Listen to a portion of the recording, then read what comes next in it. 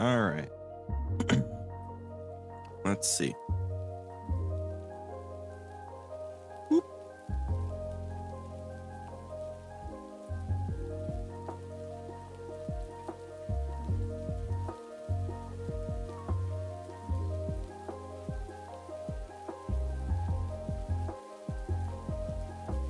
You can hear me? All right. Cool beans.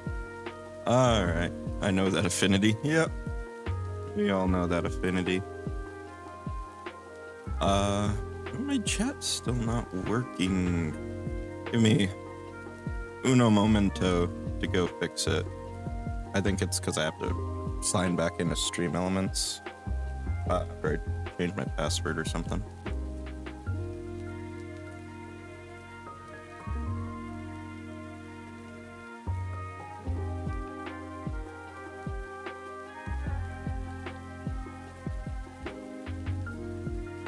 Defeats the purpose of my pretty little banner.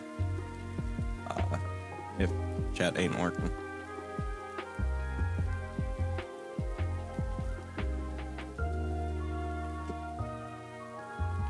The streaming tool, overlays, chat.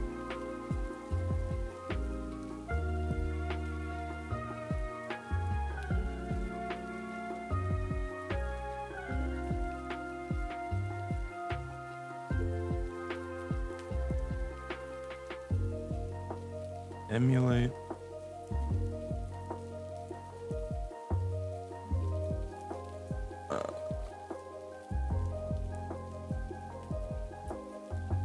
Could be the URL changed.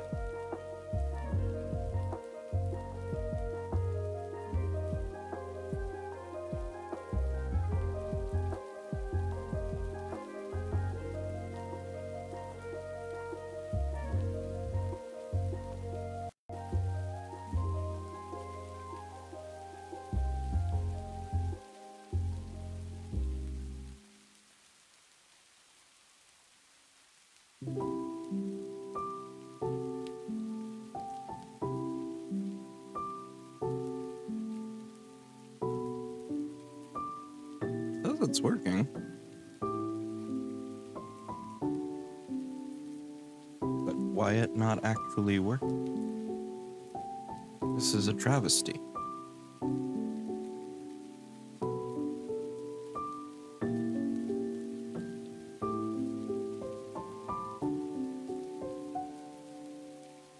Yeah.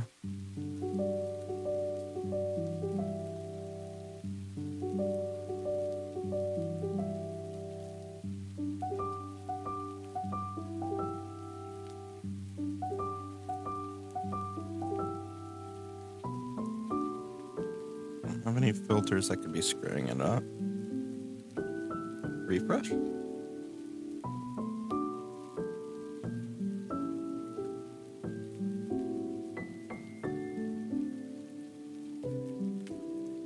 Got nothing. It's showing up in Stream Elements, but it's not showing up on the screen.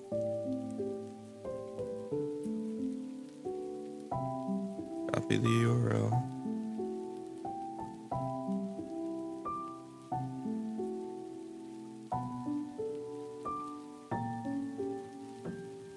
Chat. Select all, just clear it. Repaste.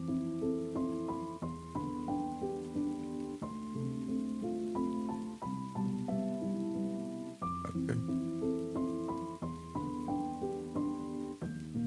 Refresh.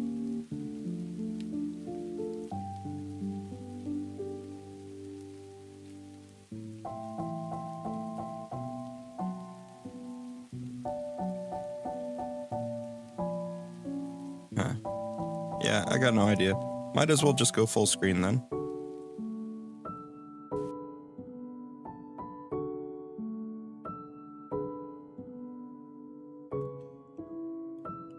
That's kind of the point.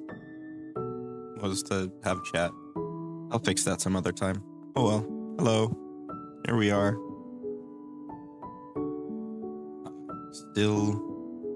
Still working on Hoonerdell.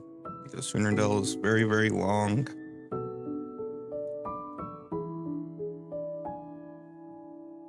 And right now, I'll close my web browser because it chews up 1,000,000% of my RAM. Not really, but an extra half gig is not what I need when I'm streaming.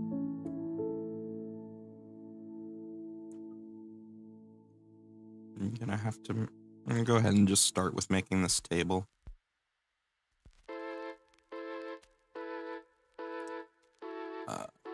Actually, I think I have a table preset, so that would be nice to have.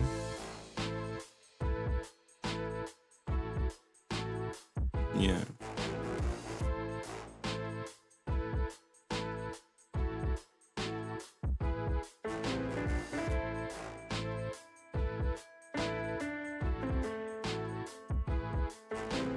Table. This is the first one so far, so we'll do A1.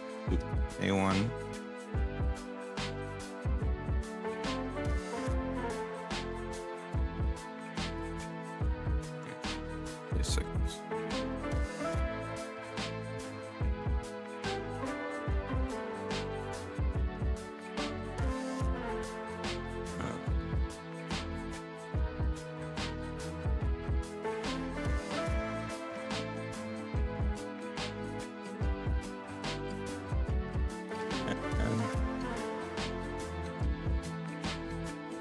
Let's see. We only need 2 columns.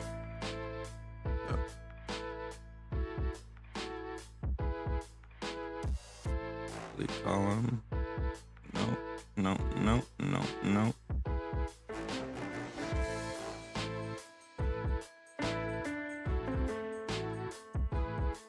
Separate cells. Delete columns. Merge cells.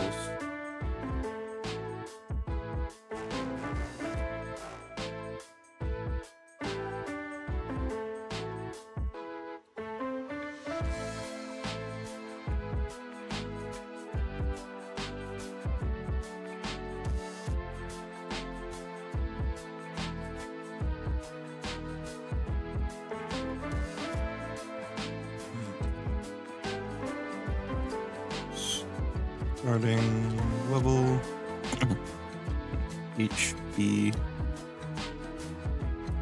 in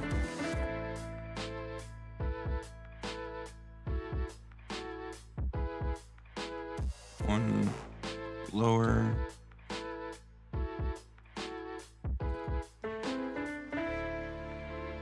2 to 4 15 not 2 to 4 5 to 19 is 20, and 20 plus is 30. And the rest of these can go away.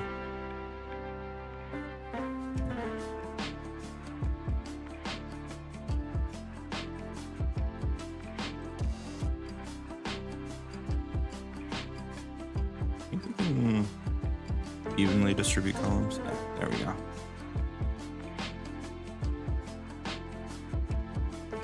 Just delete that. Put this in here. Pin it to that text. Very good, very good.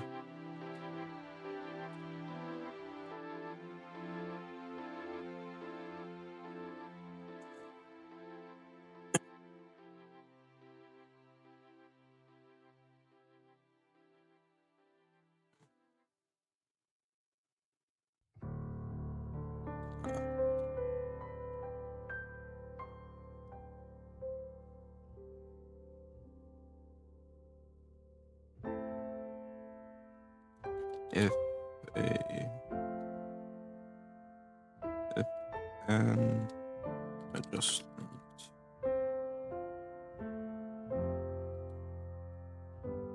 increases.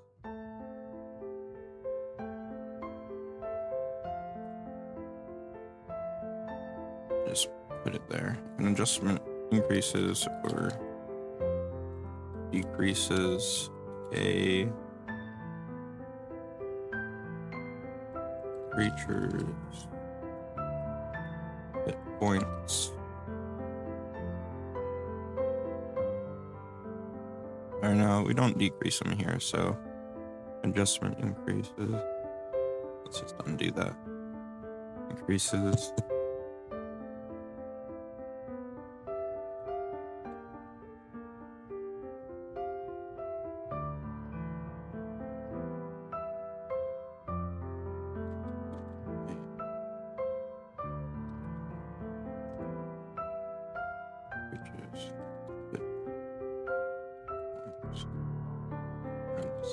Table a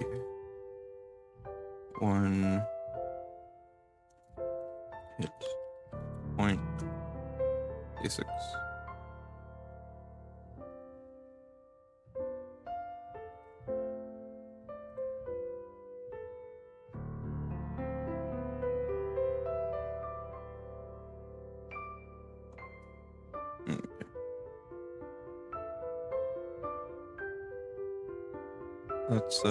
Let's ban that bot, shall we? Ban. Alrighty.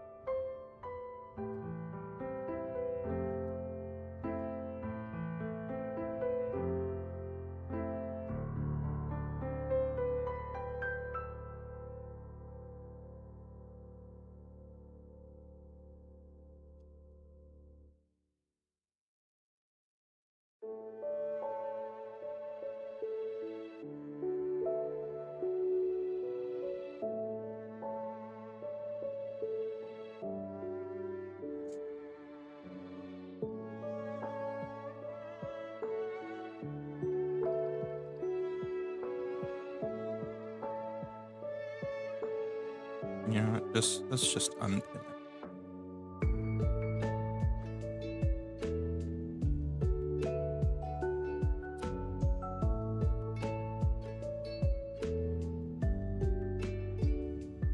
Okay.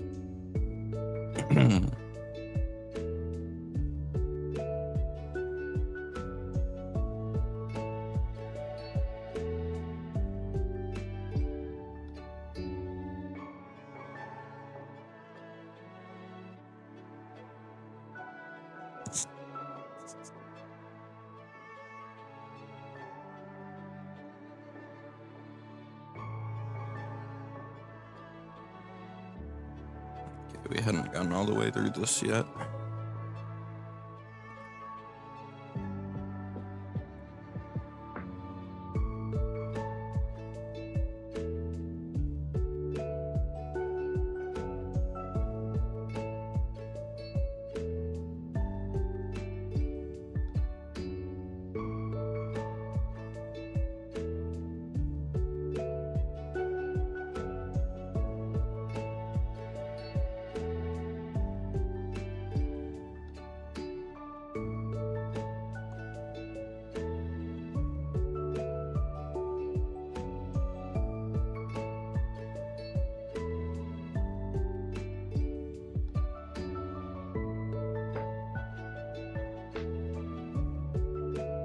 My things got screwed around.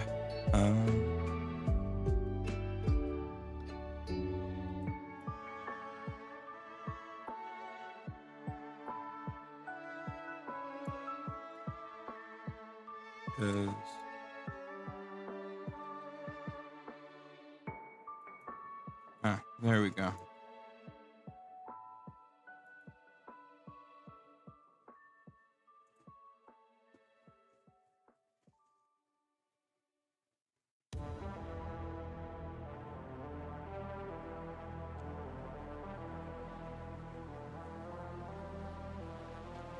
actually want to delete that yet because I need it.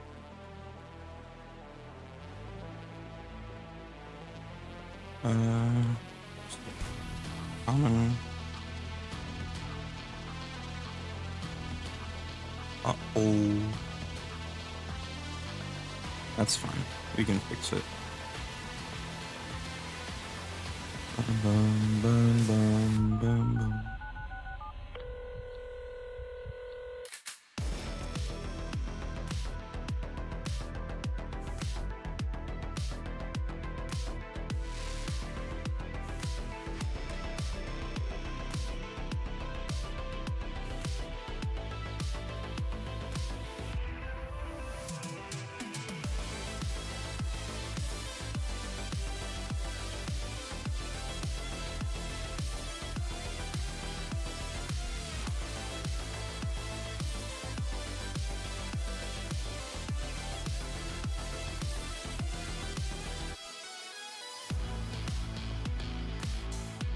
There's two ways we fix this, and I don't think we're gonna be able to do it the way that's gonna land us with one line. So we're gonna do that.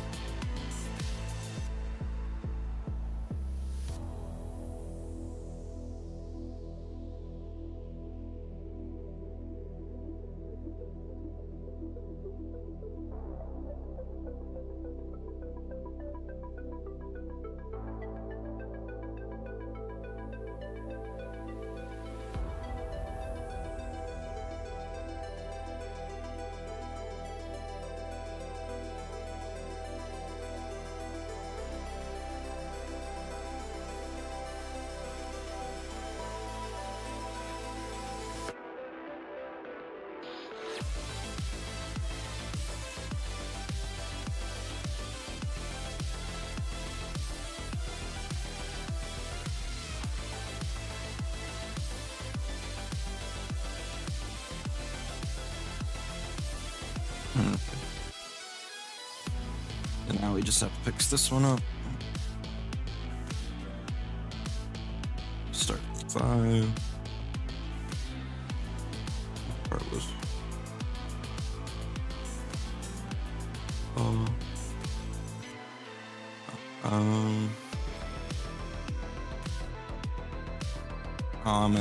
I'm an idiot. I'm doing this way out of order. Might not even need to do all that. Might, but might not.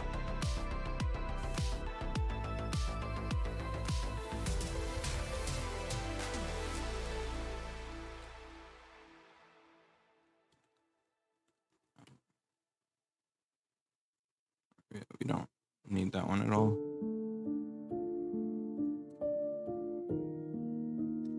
Aberration.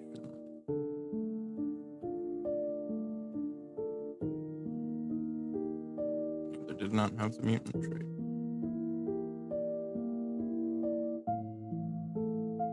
Okay, so yeah, I was busting around doing the wrong thing. And I do that now and again. Because I'm an airhead.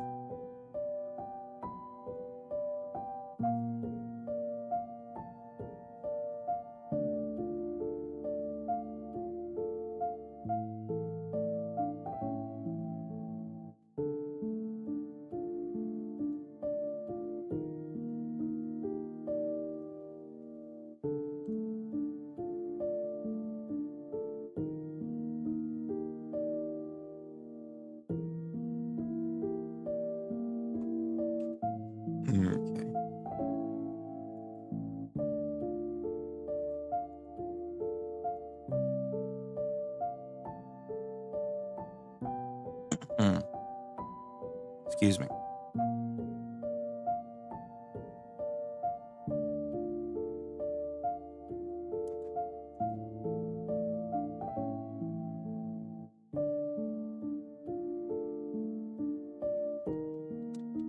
Damage.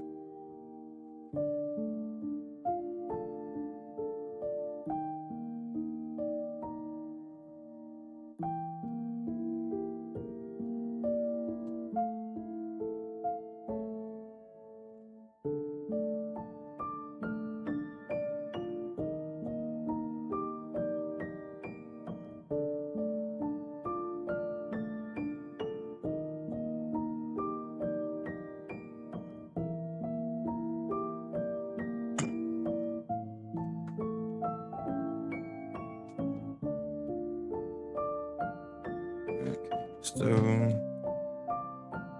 I actually need to make this page sidebar. Have a sidebar.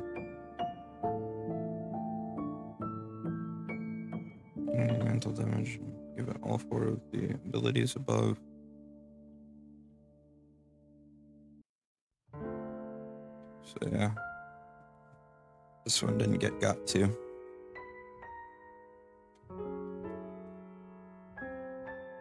That's probably on me.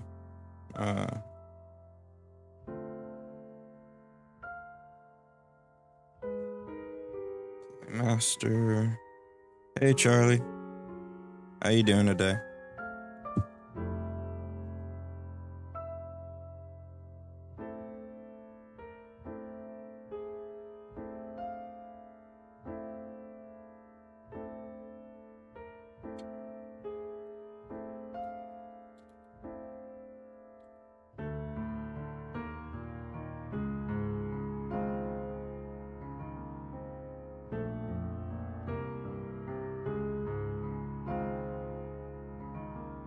Kicking and screaming, mostly okay.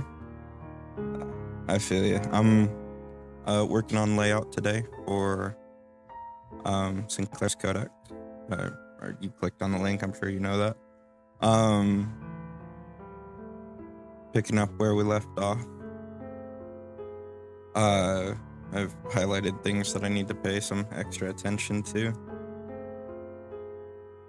Oh, whoops. I've done this to the wrong page. Give me my normal left page back right quick. Center split L. This one needs the funky sidebar. See, barely fits on the page, but that's where the sidebar is going to go, because if it goes on the next page, it's not there. So the joys of layout relation points,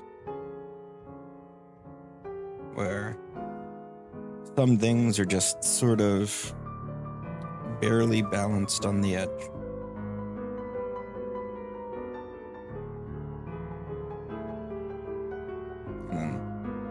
And this whole thing's gonna have to be revisited because it doesn't have any of the abilities it's supposed to. And whatever Immortal Flesh is, which I think is affected by Consume Organ. No.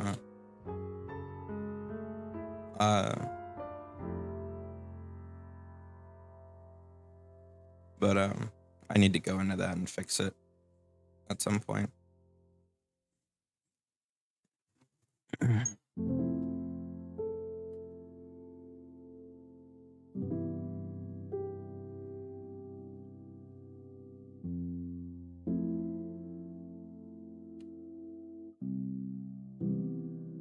But I need more pages. Add pages. Center split right. Please flow. Here. Thank you. I need to readdress that to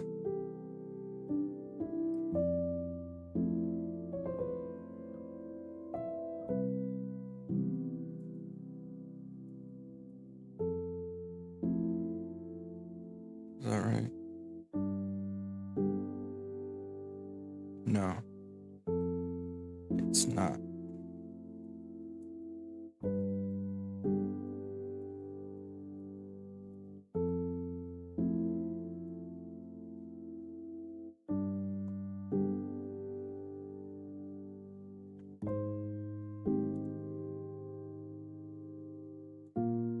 There we go.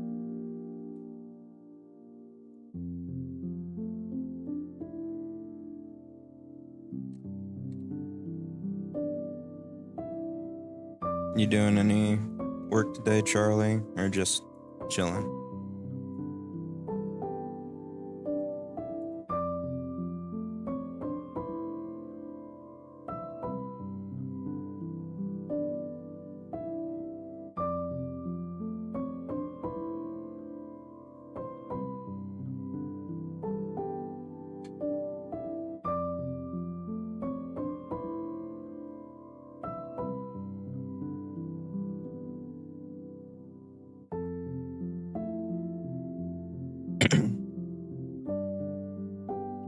should be working on one of my several projects. So pull it up.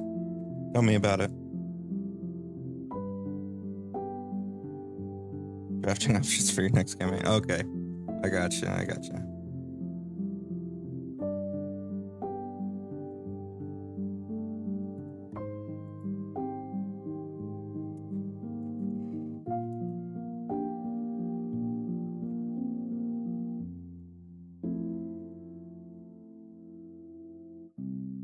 So what kind of campaign you gonna run?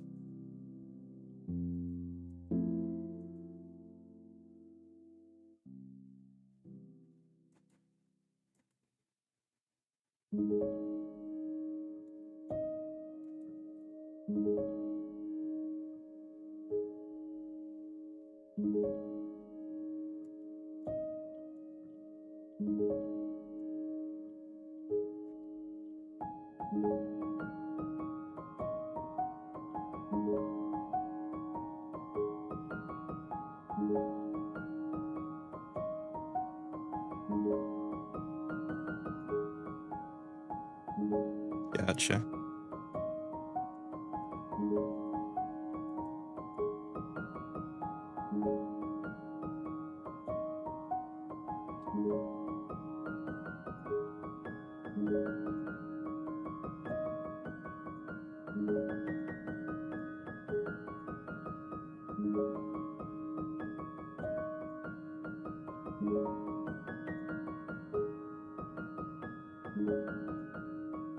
Looking to some video games for inspiration. I highly suggest Castlevania. Given I've done so many Castlevania creatures at this point, and I still want to do more.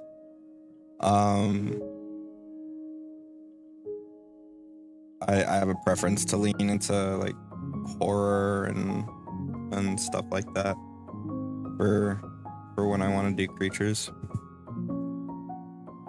A Vampire Manor mega dungeon. You don't even have to like go that far, but like fun fact. My first ever Pathfinder, not Pathfinder 2nd edition, but 1st edition Pathfinder. My first ever Pathfinder game I ran as a Castlevania game. I pre-built, because I had been reading the system, but like my players were all 3.5 players. So, no, the ad cut me off. No.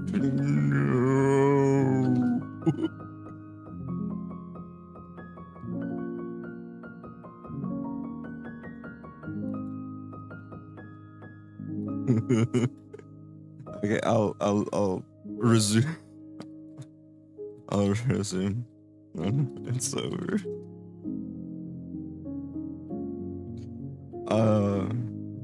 Shit. I gotta make that 8 cents a stream.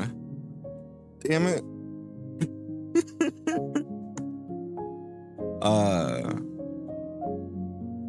Honestly, it just depends on how many viewers there are, but I only usually have 2 to 3 viewers at a time.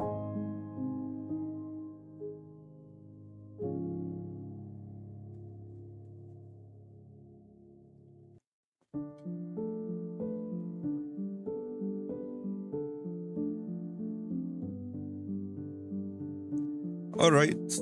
Okay, where did it cut me off?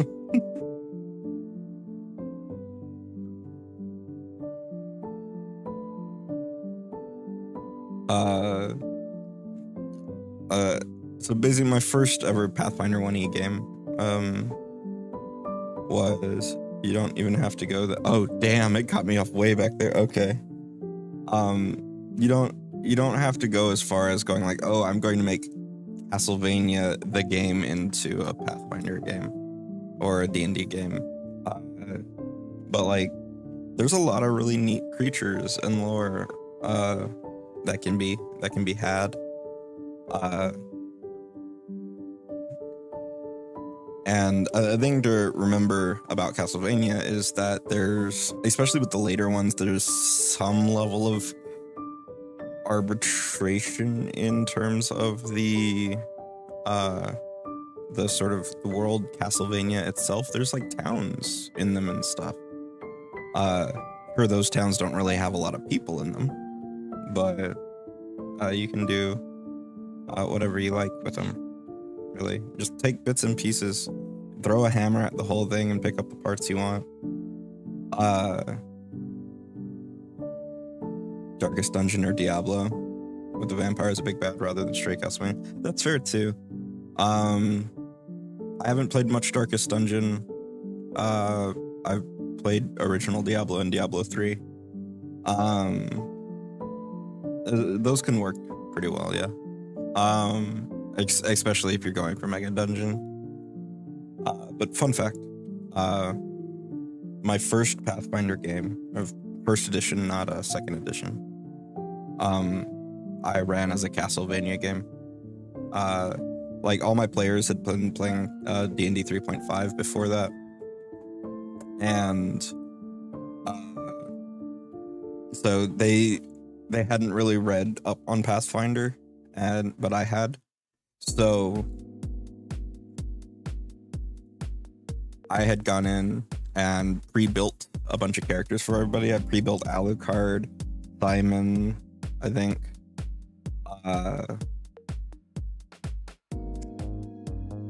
What's her name from Order of Ecclesia? Renoa? I forget. And Soma. So, like, I hadn't even played yet. I was already homebrewing custom abilities for people. But, yeah, it was real fun. The very first, encounter, somebody got their sword stuck in the ceiling.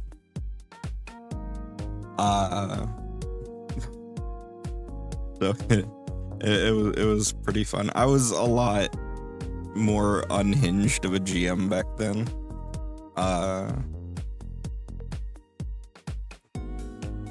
So I was a lot more loose, I guess.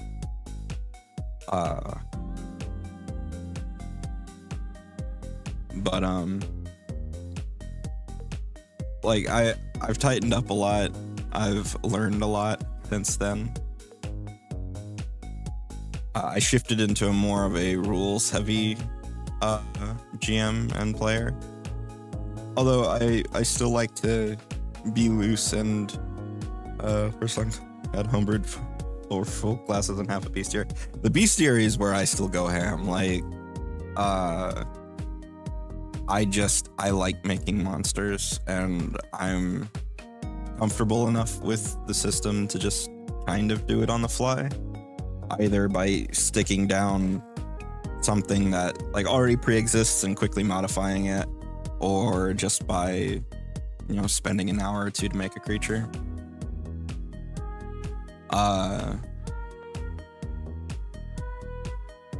But yeah,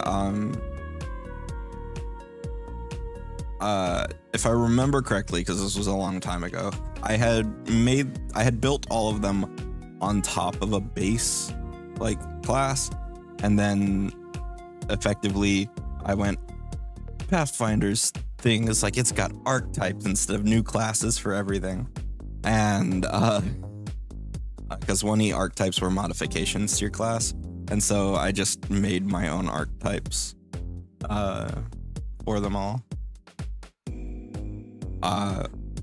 I have a really bad habit, now that I think of it, of homebrewing for a system before I ever play it.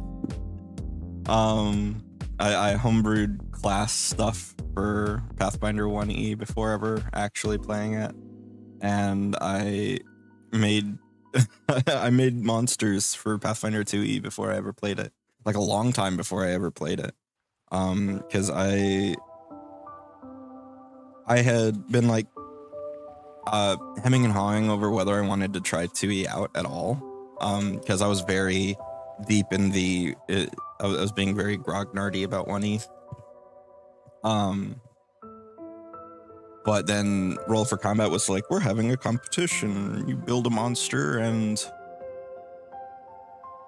yeah, that's exactly what I did. That's exactly what I did. I did monsters for RPG Superstar. I was just like, monsters are my thing. I can learn this really quickly. And like in hindsight, I'm surprised I got in.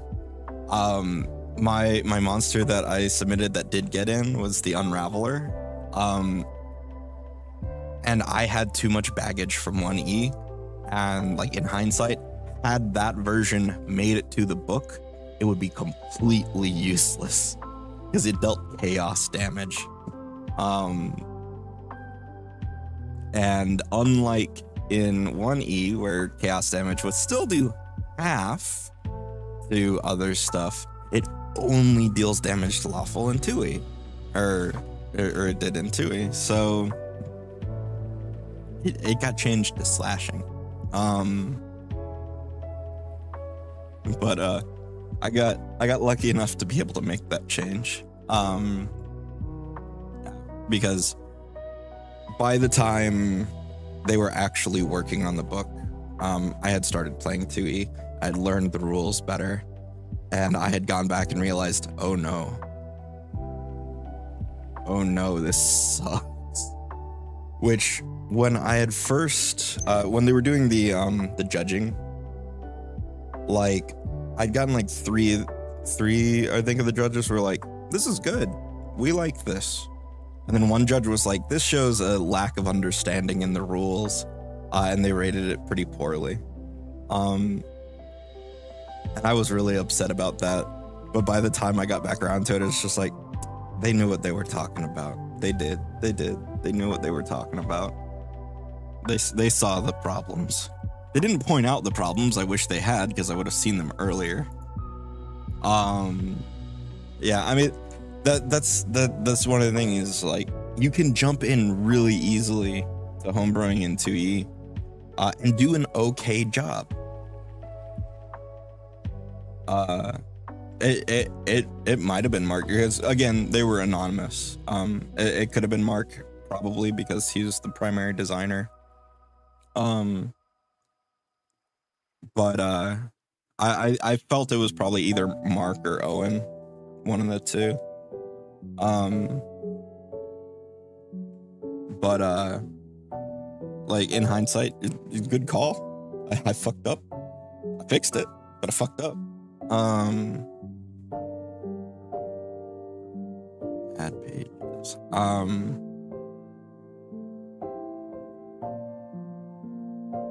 And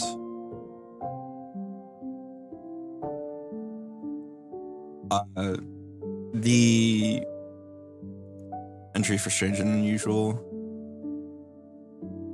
got in, and looking back, the shit was really tanky for a lich. Yeah, liches are one of the...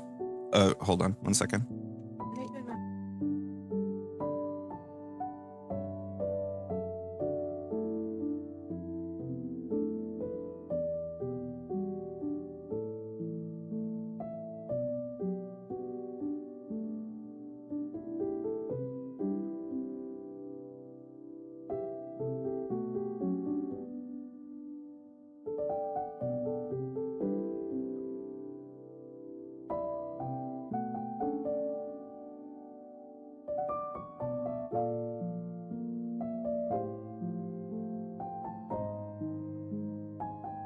Okay, I'm back. Sorry about that. Tracy had needed me to read some instructions on some medicine for her.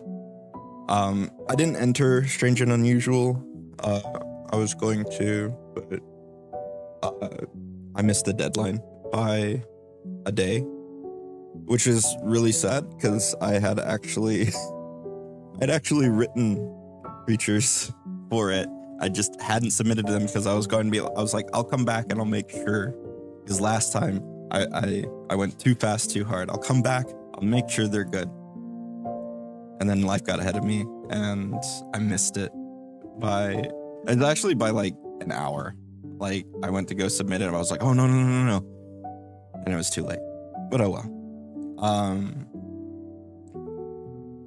But yeah, 2E is really easy to get into and to do a decent job just following the guidelines. But it's easy to... especially when you start pushing weird boundaries, it's really easy to mess up just because you don't have a holistic sense of the system or knowledge of some of the more niche rules.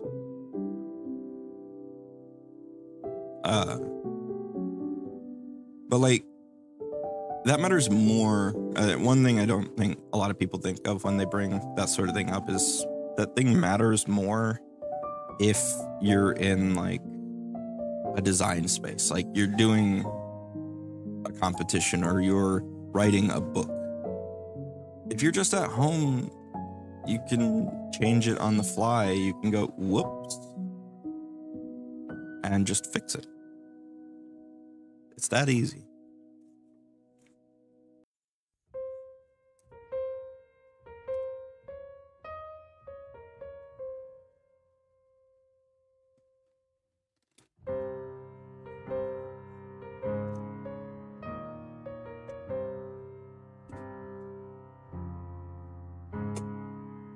Like, I think that's a thing a lot of people just don't pay enough attention to, is the fact that if you're not making a product, like, you got room, you don't have to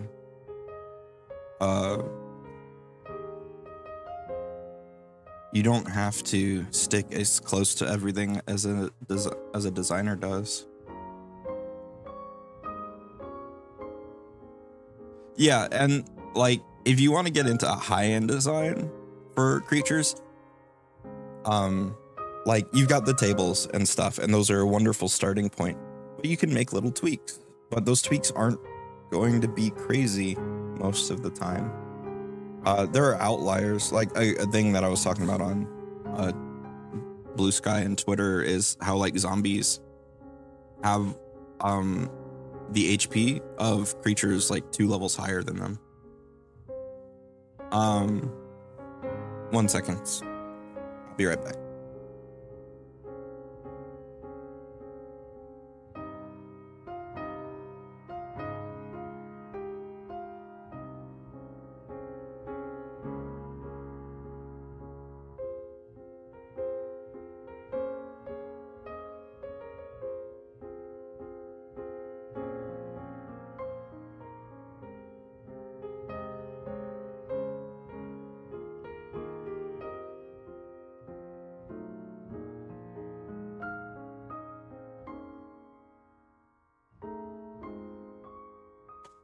Okay, I'm back.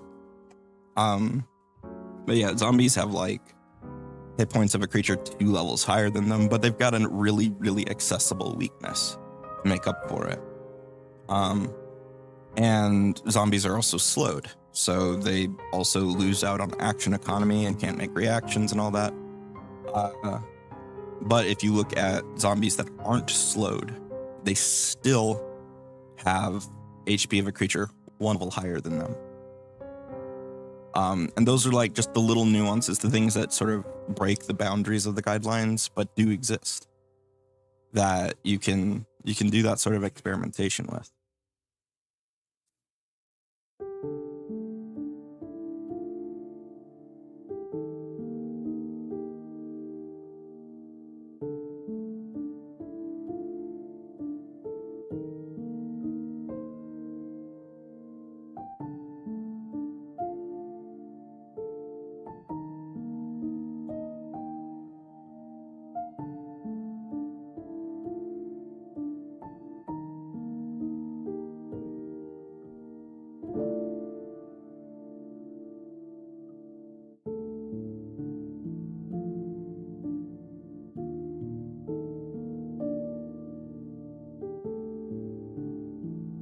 Yeah, proficiency is really good. And like, even if you want to sort of broaden the playing field, so to speak, they've got proficiency without level, which does that, which is a really quick and easy adjustment to do. And if you've got like Foundry or something, you just check a box and it does it for you.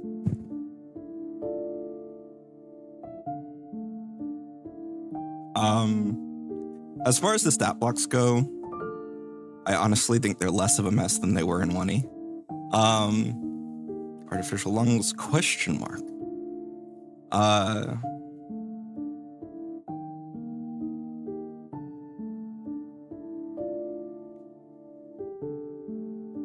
yeah. So like, I went from like my biggest barrier between 1E and 2E was in 2E, most of this stuff is disconnected, or it can be connected, but it doesn't have to be. Whereas in Pathfinder First Edition, everything was connected. There was a gear, like a creature was a gearbox, basically. And I really liked that. I built a special sheet for building creatures that would just plug in everything automatically. And I didn't like losing that structure. Was one of the reasons I was like reticent about going into 2E. But I don't mind it so much. Now I like that I can like tweak things independent of each other, so that like I don't have to bake a stat in to function as part of a design. If I want to have something that's got a high fortitude and a low con, I can. It doesn't always make sense, but I can do it.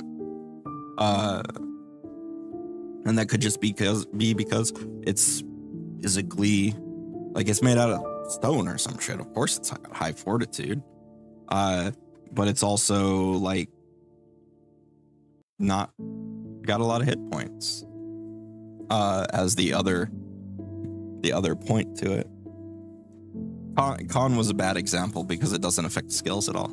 Because the only thing that these have to affect outside of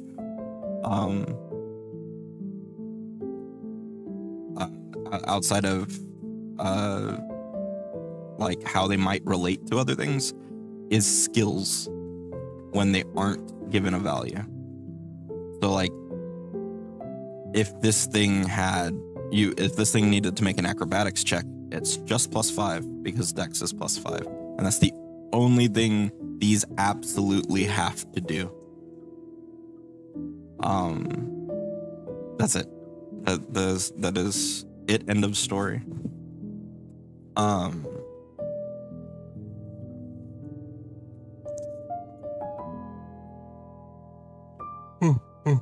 Excuse me.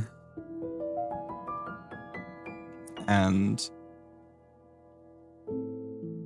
like that can cause a disconnect, yeah. And I don't suggest, just screwing around and disconnecting things willy-nilly because you can. Like, have a reason for it. As long as there's a reason for it, you're gold. That's all you need. It doesn't even have to be the best of reasons. As long as it makes some level of sense.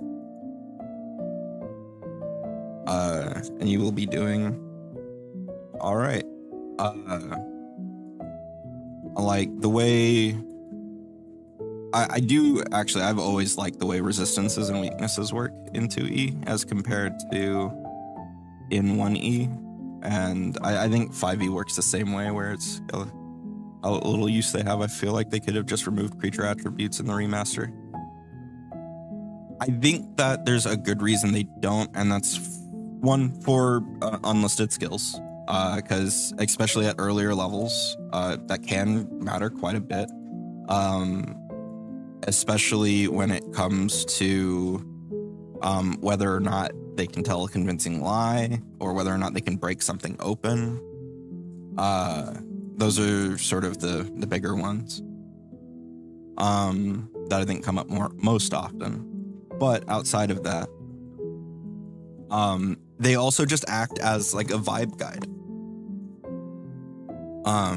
And that can matter a lot to a GM who's trying to determine, what's this creature good at? How does this creature act?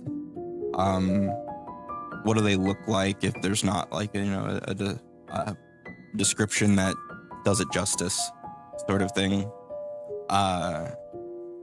how do they react to things. It if nothing else helps as a vibe guide, and I think that's still a helpful purpose.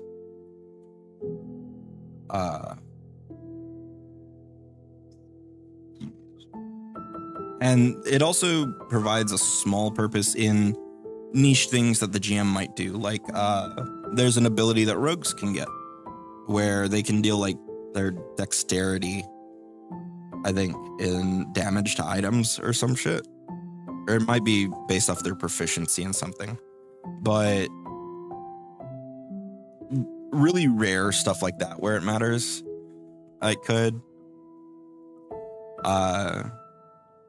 It does have less. Charisma used to matter a lot more for some NPCs, but now it matters a little less because if you're building an NPC that's like based on a class, there's far fewer things that are just like, and you get charisma number of spell slots for heal or for your font or whatever, you know? So they did reduce its usage. But I still think, if nothing else, Vibe Guide is a good enough reason.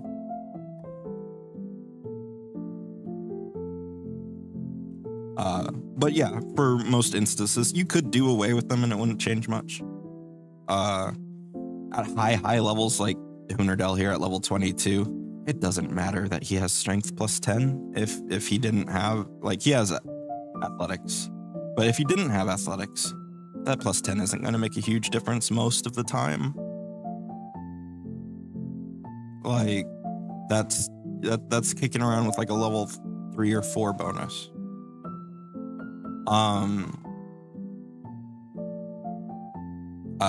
Now where it would matter a lot more is if you're playing proficiency without level, because then those bonuses matter quite a bit.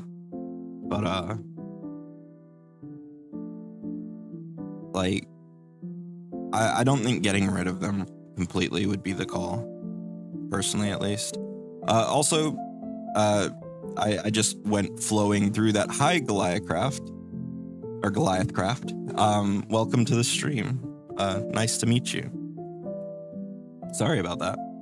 I have a tendency to rant and go on tangents.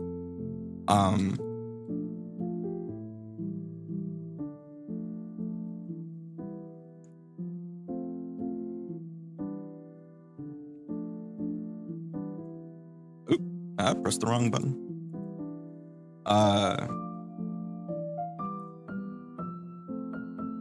Yeah. Like, and when you're designing things, when you're designing creatures, you don't have to connect these to anything. You can. So I'm not looking at the tables right now, but let's say that Dex plus 5 is a moderate score for 13. Let's just say that in this instance. And then you want to give it a moderate reflex. So, and the moderate reflex says 24. Okay, but now what if I give it Dex 4, but low Dex is 3, right? I can just adjust this down by 1 instead.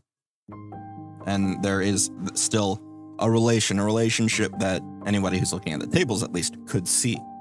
And even though that's probably a tweak that goes underappreciated a lot of the times just because you don't see what's going on behind the scenes, I still think it's a good thing to have.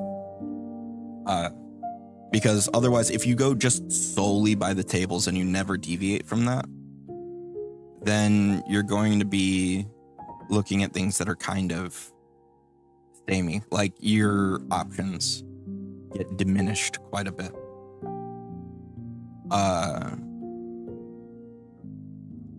And I think that it's worth keeping in mind, if I adjust something up here, that should affect these things, at least a little bit. Because there is math behind it. It's just, they give you tables instead of telling you the formula. Because one, he gave you the formula and it confused the shit out of people. Or it made people feel like they were stuck in the formula. Whereas with 2E, they go, these are the appropriate numbers. You know, you can tweak, you can go in between. And it's not going to be a big deal if things don't match up perfectly. And a big reason for that is that these are not intrinsically connected to the rest of your stuff.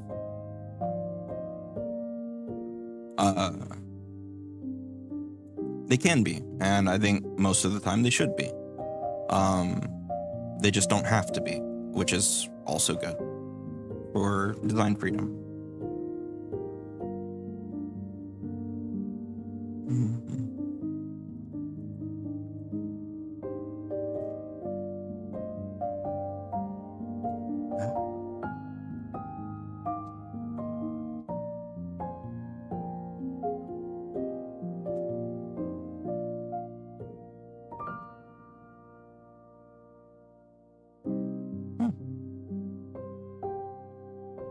That's actually a good way to handle that.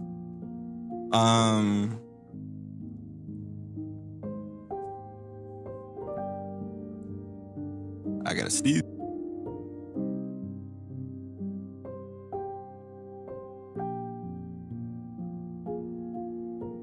Ow, that hurt. But I muted myself so it would not hurt you. I think I got my mic set up in a way that it wouldn't peak anyway, but c'est la vie. Such is the way things work. Alright, so I think we got our chunks set properly. We're gonna make this one sidebar for Hunerdell itself, and I'm gonna go ahead and just put him down there. Insert break, column break.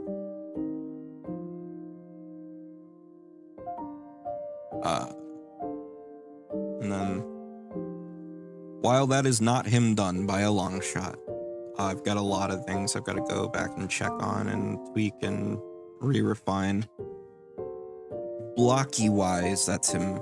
That's his section. So, for anybody not aware, I'm in the middle of an ad.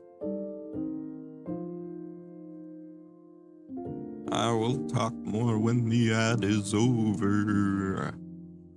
We have 1 minute and 10 seconds remaining. 9, 8, 7, 6, 5, 4.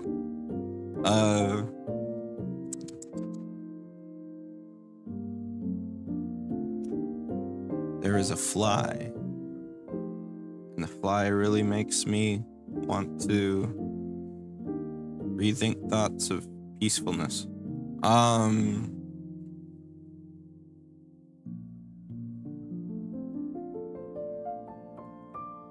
gonna go up here.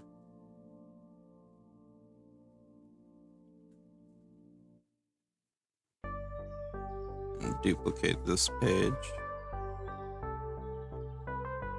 Pull it all the way down.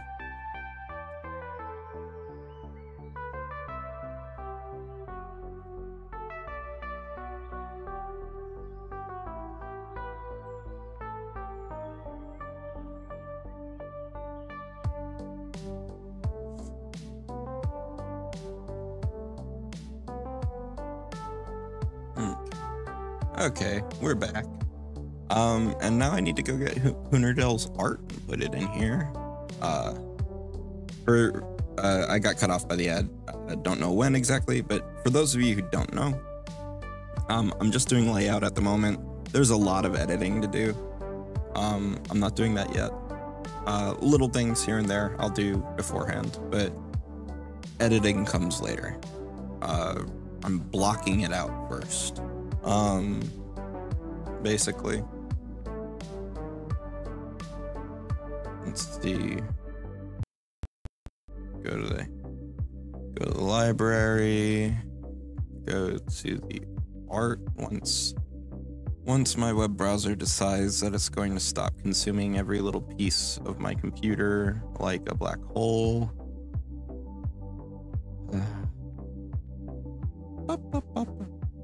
I had a better computer and it fried. So now I do my work on my old computer, which it's not like a bad computer. It's just not a great computer.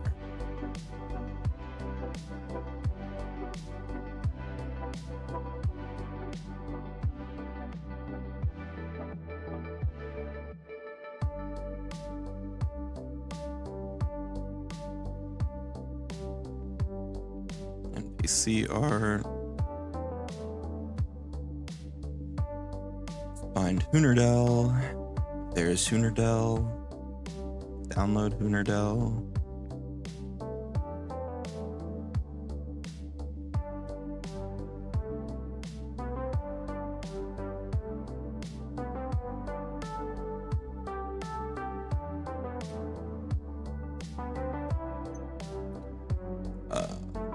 Put it in the right folder. Sinclair's artwork, NPC art.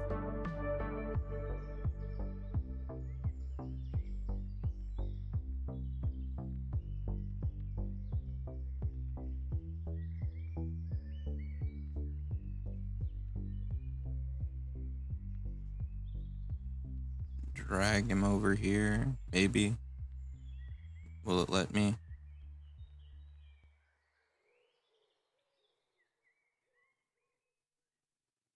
Perhaps. It's thinking about it. It's considering.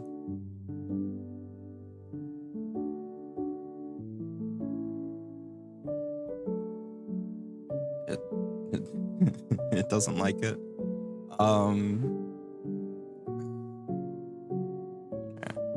Close the web browser because that makes things slower. There he is. There's Hoonerdell.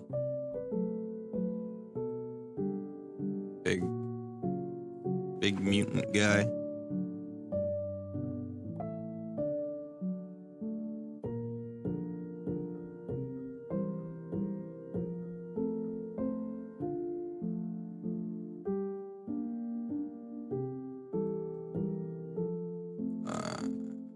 Layers.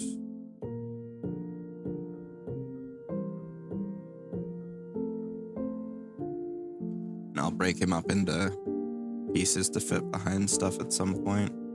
Or fit in front and behind stuff at some point, but not right now.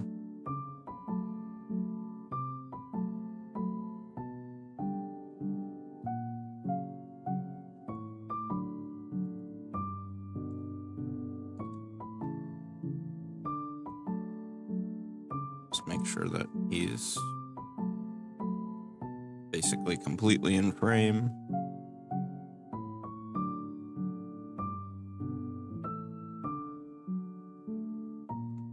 We'd probably just actually saddle him right there so that the page number can be in front.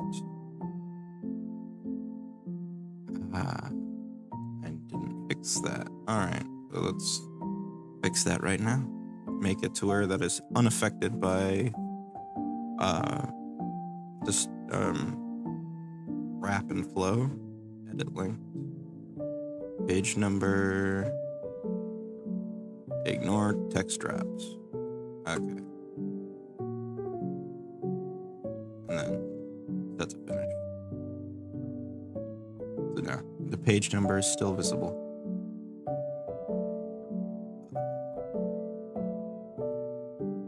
I have a white bar floating somewhere I can borrow. I'll just take that one down here.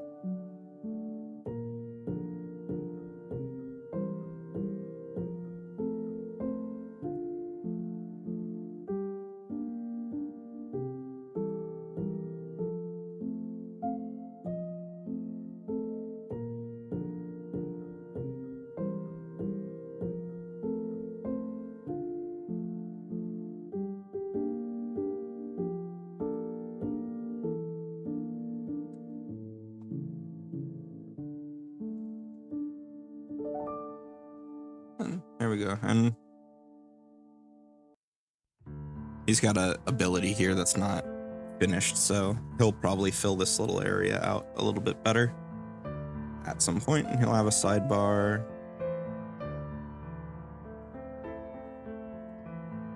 Oops. That's a better way to handle that.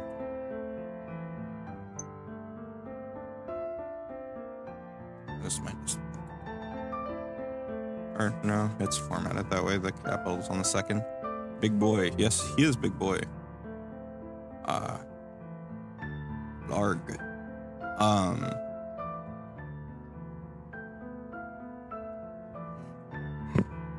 Excuse me. So, with that though, we move on to the basics of the next one, which is Liliana, I believe. She's the one on the cover of the almanac.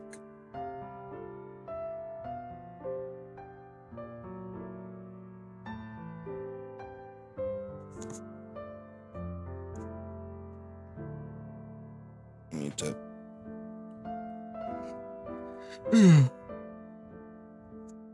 I wish they would make a web browser that's just not RAM heavy. Like, that's all I want. It's a lightweight web browser. I don't want it to swallow half a gig of RAM just by turning it on and sitting on the home page.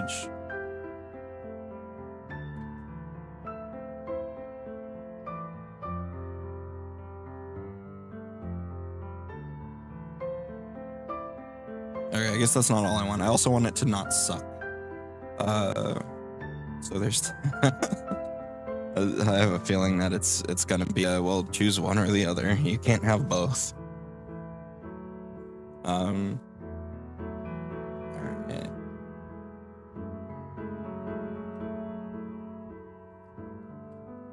Liliana. That's the 5e version. Where's the 2e version?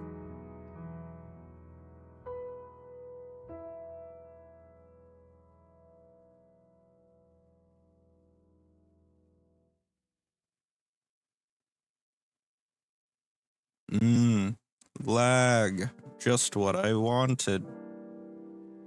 What a lovely gift. There's the 2e version.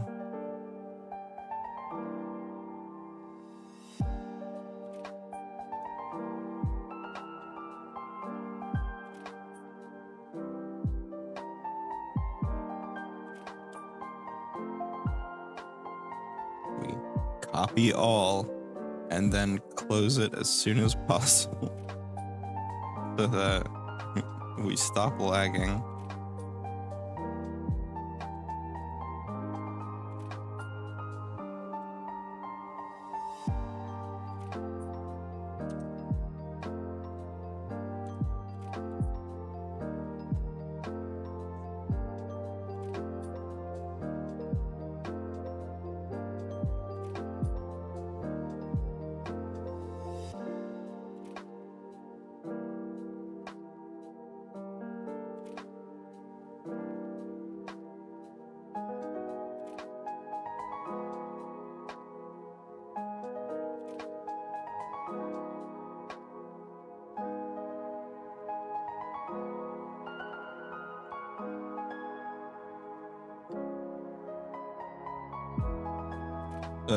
Here's an editor's piece of advice.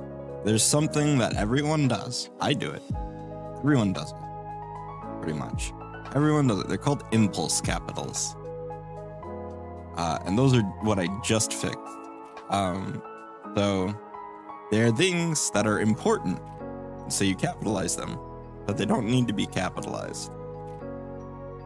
So, born of a Marilith and a Hobgoblin. That was important because the Marilith and the Hobgoblin were important, and those take place in your mind, and it makes you turn normal nouns into pronouns, or not into pronouns, but proper nouns, and stuff like that.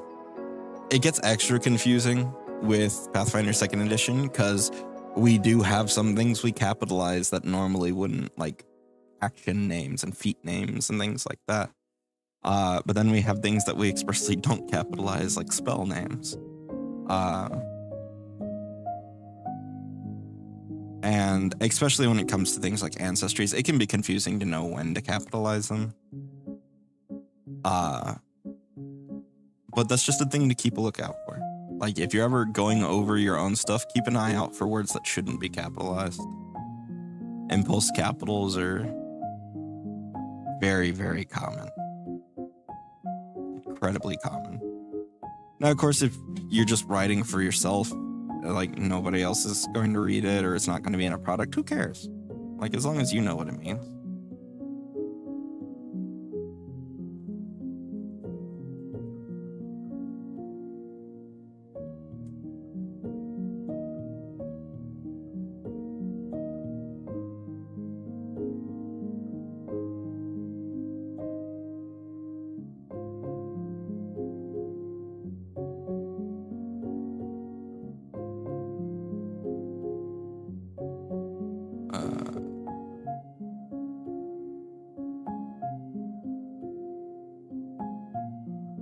This one needs to be the other way around.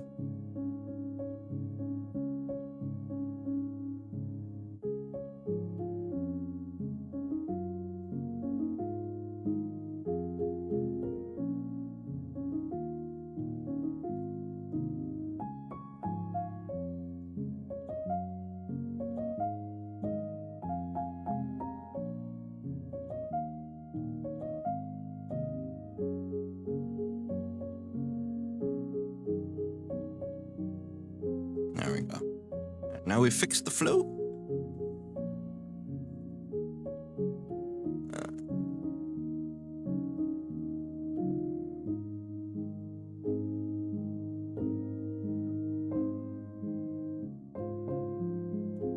Liliana's got a lot of story. I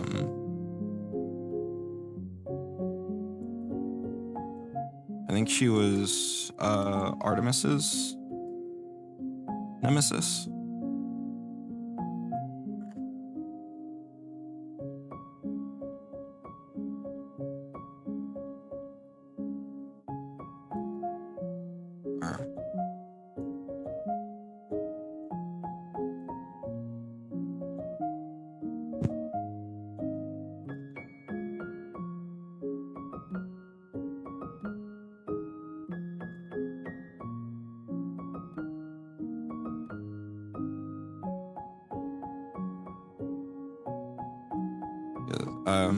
I think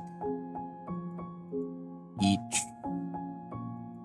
of the leads had their own nemesis to work on. I'm not 100% sure on that. Don't quote me on that. But I'm pretty sure Liliana was Artemis's. I think Hunerdell was Matt's.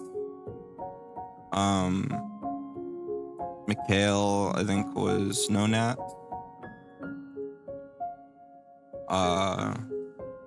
I'm not sure, but I think Doriel might have been Ninesix, or the artists. I could be wrong. I could go check on the actual writing page, because they have credit, or they have the names on there. But then I would lag.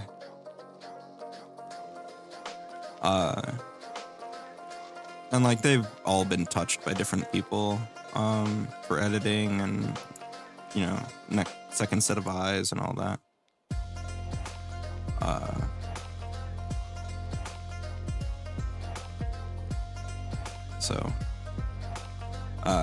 Projects like this don't usually have a single author as the sole contributor to any given thing. Not least of all because you'll have somebody edit or alter your work.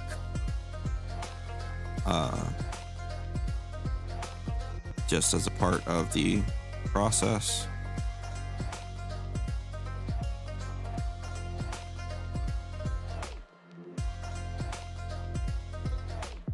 Oh, that.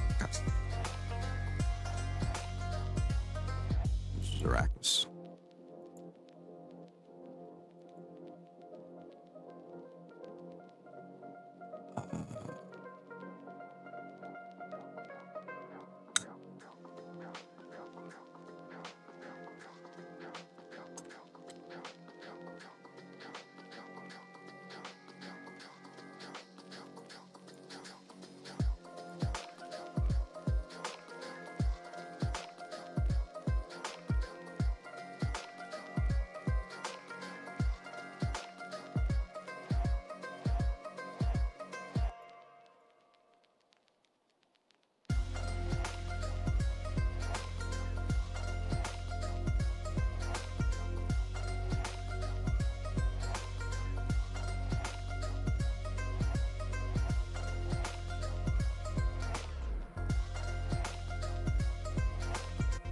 This is still one of the legends. Okay.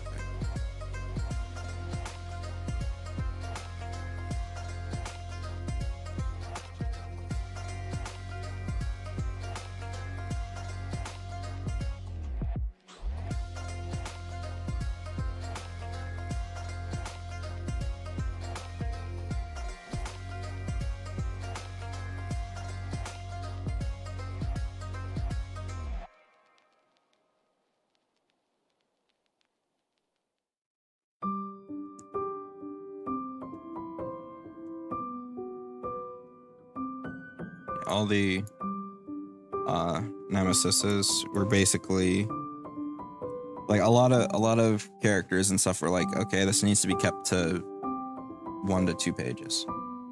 The nemesises were not given that restriction.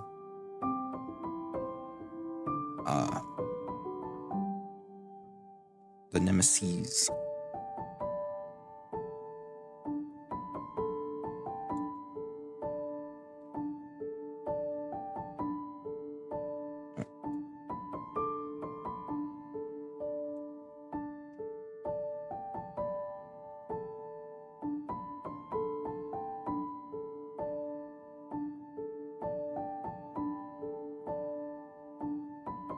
No.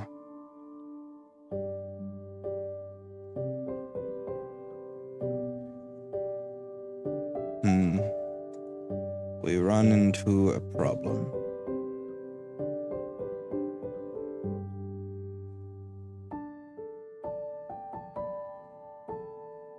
Basically, there was a... Oh, hold on.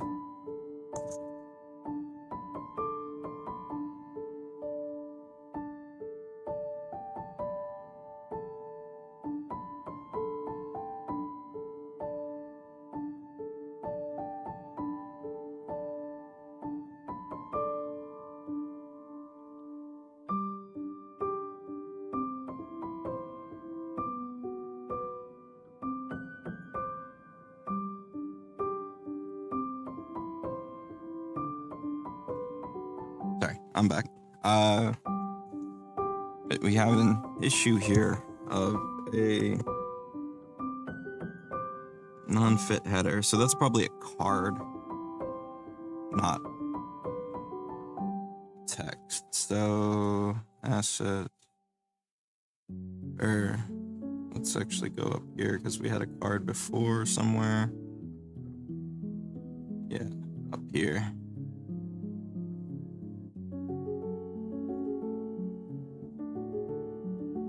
We're just gonna copy this. Thanks for the lurk, Amber.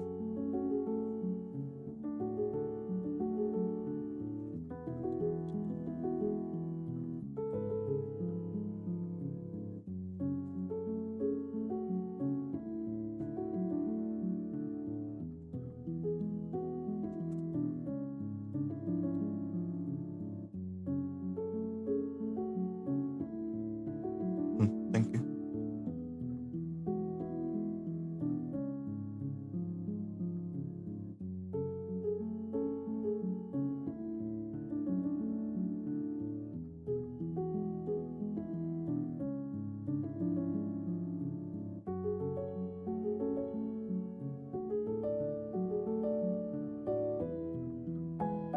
I was offered a Pringle.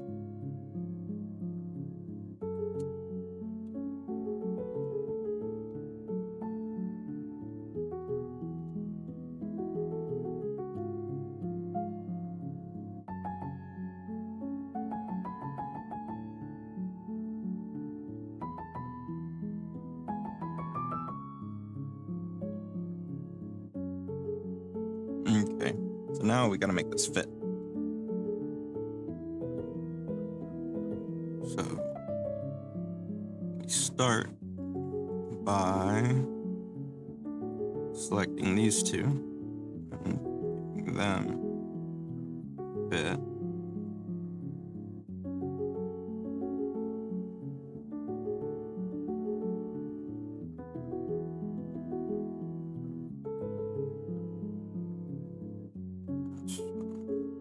There.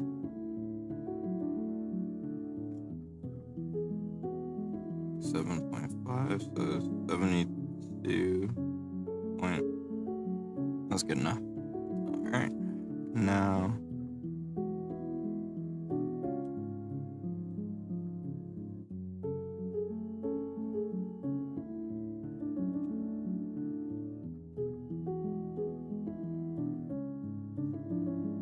ultra zoomed in. We move these.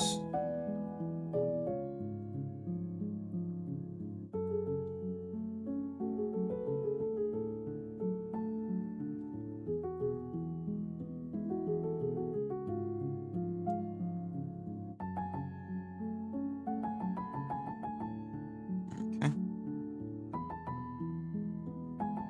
And then we select the whole group, move it up like that.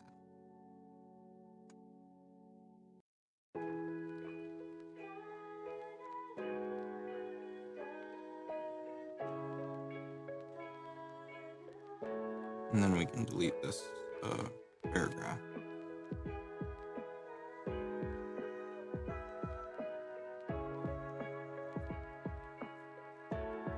And for information flow purposes, we can actually drag this down and let that have some breathing room.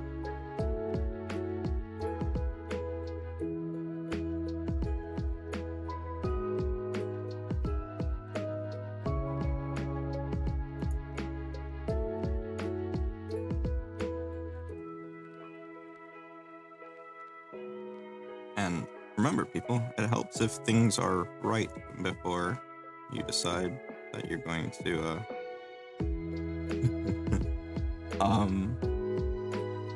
space things out.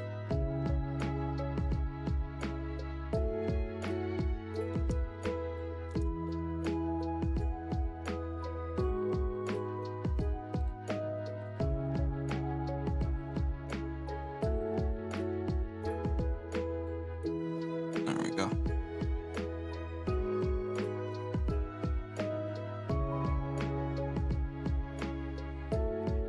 Add pages. Left side page.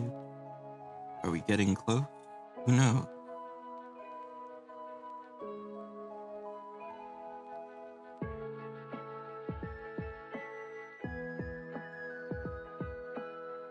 Liliana's one I fairly distinctly remember working on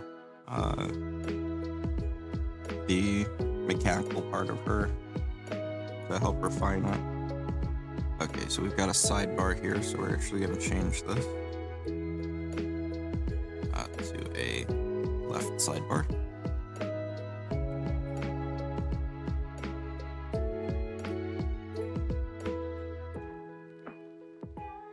Whoops. Change, not add.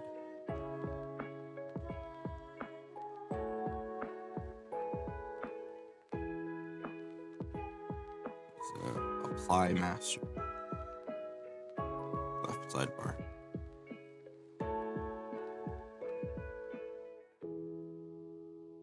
Switching styles.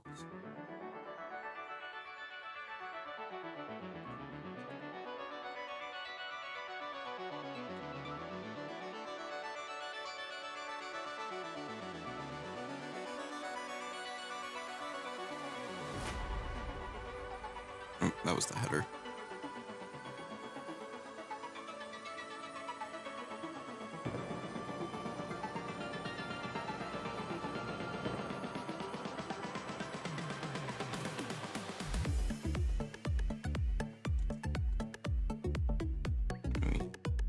We don't like orphaned lines. We don't like it. Or widowed lines. It's orphaned is in front and widowed is at the back. Either way, we don't like them.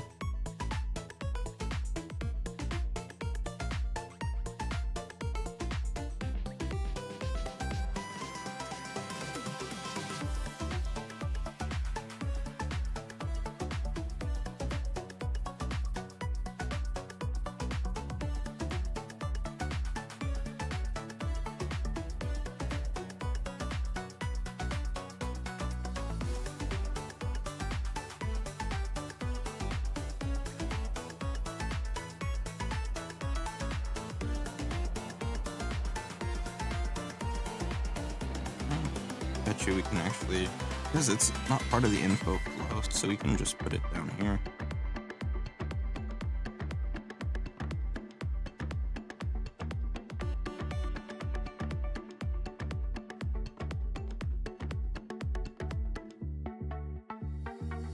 As long as the text is in line. The card itself can overextend a little bit.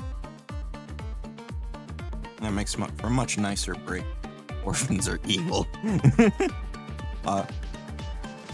Orphaned lines and widowed lines are both evil, yeah. They mess with info flow.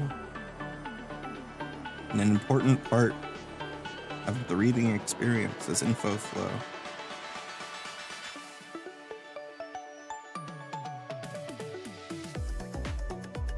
Let's see, how many pages is Liliana so far? 1, 2, 3, 4, 5, 6, and we haven't gotten to her block yet. How many were Hunerdell? 1, 2, 3, 4, 5, 6, 7, 8, 9. But Hunerdell also had like 3 other creature block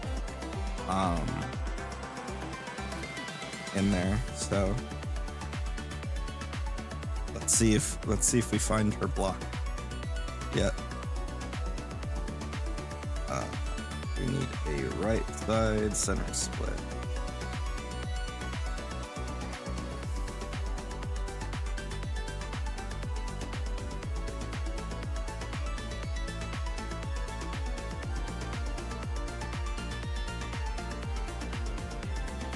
I thought it was just lagging, but I didn't click it properly, I guess.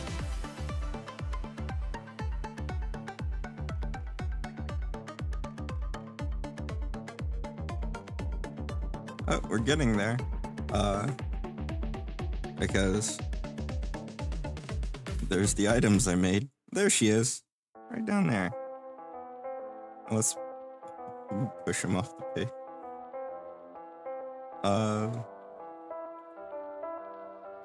Or not?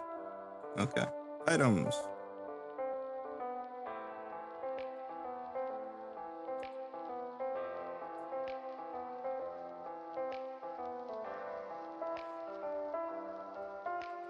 So, here's a fun fact about items.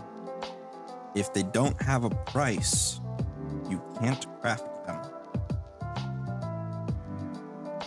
You have to have express permission and a price brought up by the GM, or special items, or what have you, whatever situation allows for the case. You need those in order to have a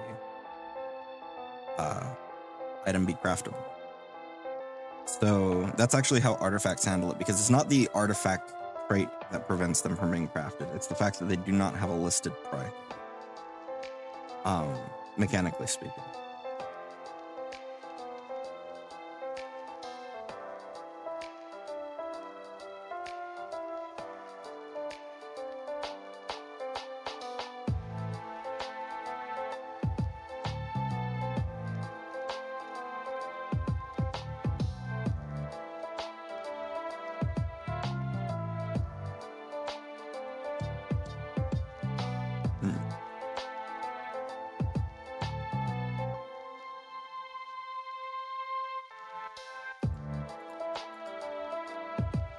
And this was something I actually learned in making these items, because there was this huge fuss about making them not craftable.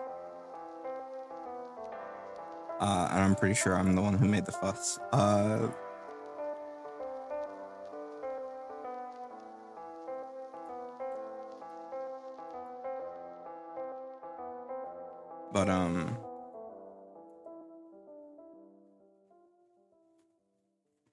So if you ever want to add a item, a weird way to handle it, but it's all gold all the way down. Yeah, it is. So if you ever want to introduce a unique item that just can't be replicated for whatever reason, just take the price off of it. And like, some of them make a lot of sense. Like here, Skin of Zarakas, it's unique because it's like white dragonhide breastplate, but it's haunted by the spirit of the dragon, Zarakas, which it came from.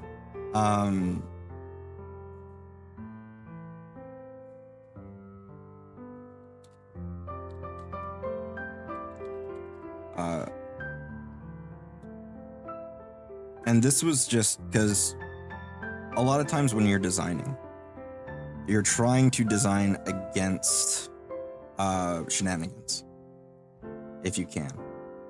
Sometimes you get too far into it and it becomes just let the GM handle that part.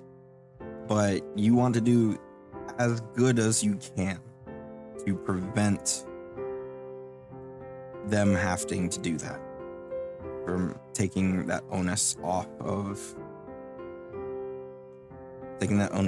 GM.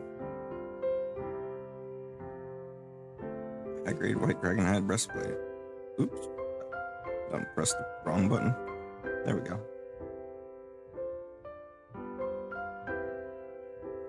Just missing space there.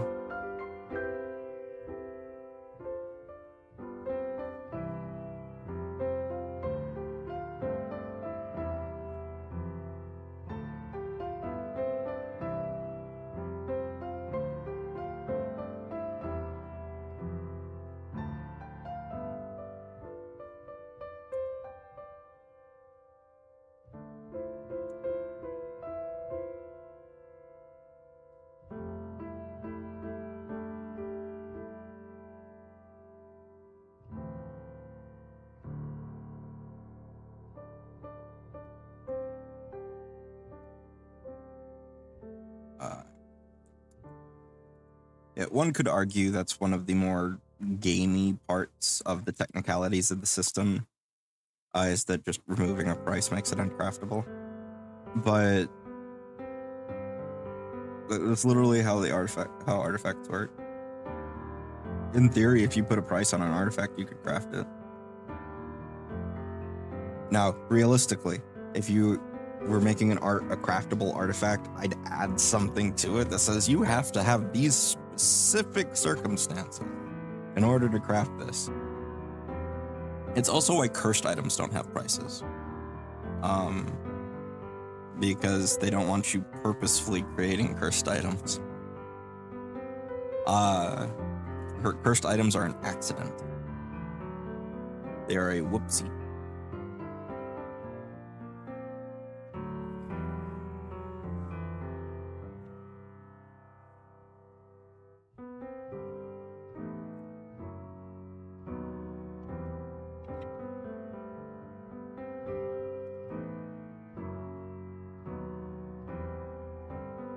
And if you've played long enough, you know that cursed items always end up turning into a weapon at some point, where the party goes, you know, this sucked for us, it's gonna suck for you now. Bags of Devouring just become head biters, and Stones of Weight just become, haha, try following us now.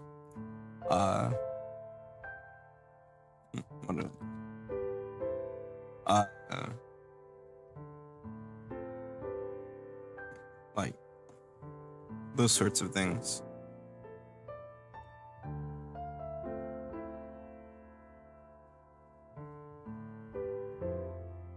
What oh yeah, traits.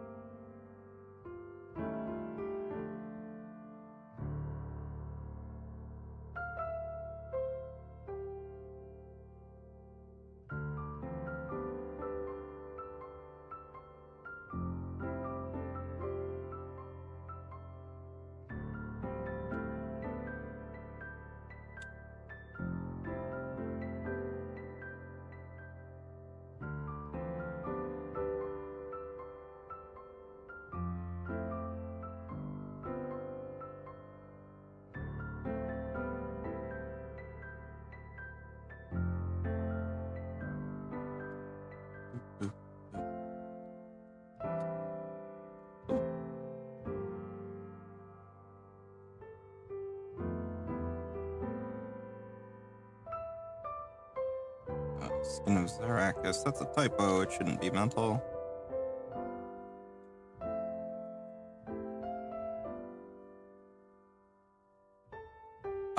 Part of the reason these items are here too is because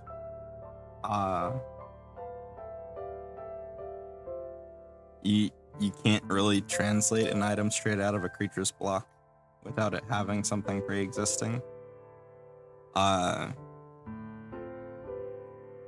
Like as a GM, like if a creature has a weird, unique item that's part of its block, you can go like, yeah, sure, I can figure that out.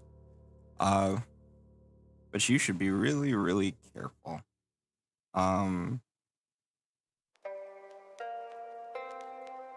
Because it doesn't translate 1-to-1. You can end up giving players a lot of power by effectively giving them creature abilities. Because it is an, was it? Not asynchronous.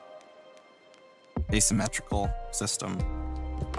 Creatures are not the same as players. Creatures are built tall.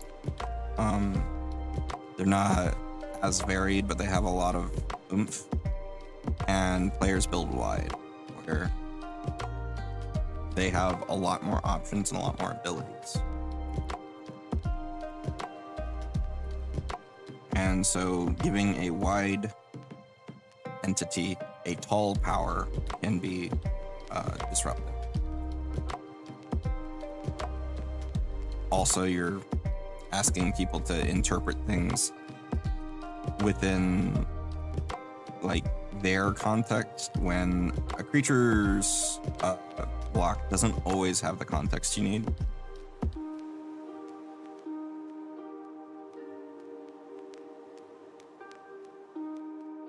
And I'll try and see if I can actually find an example to point out here when we get their block on the other page.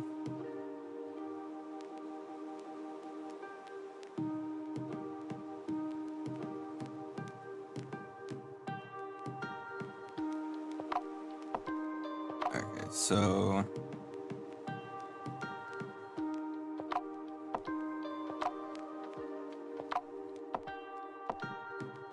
like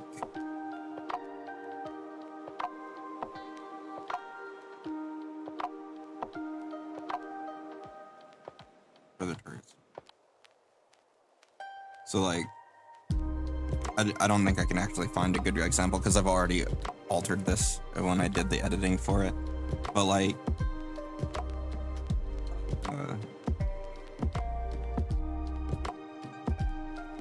I guess the closest thing would be like the breath weapon here. It's a DC 36 basic reflex save. But would you be sure that that's the item's DC? If you gave it to a player? Or maybe it's the creature's DC? How would you know? And what that starts doing is it starts causing table variation. And there's always going to be table variation.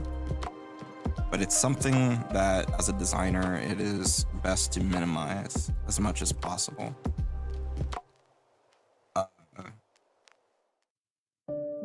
Just because you'll be... If you put something in that's going to vastly alter table variation,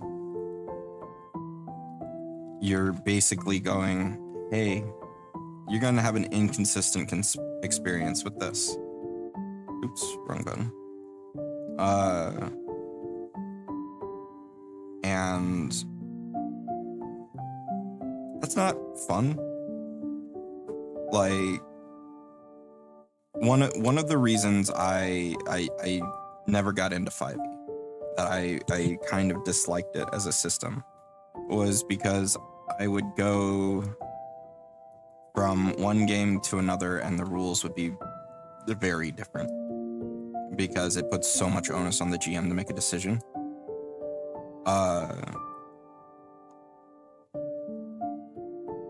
And like, some people enjoy that variety. I prefer, especially because like I only get the game so often, I prefer to know what I'm able to do as much as possible.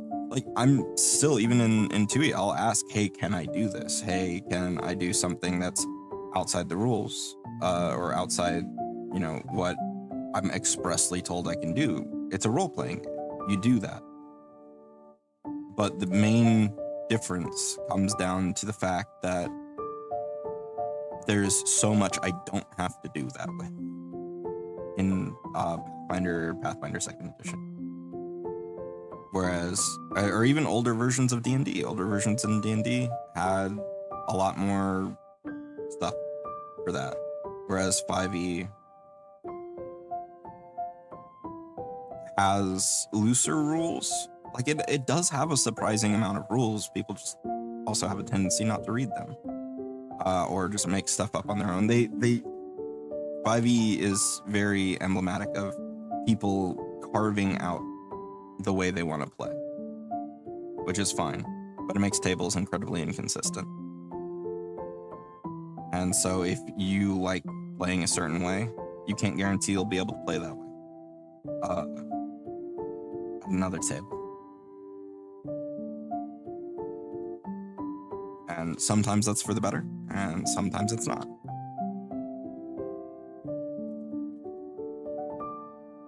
Unique. The N.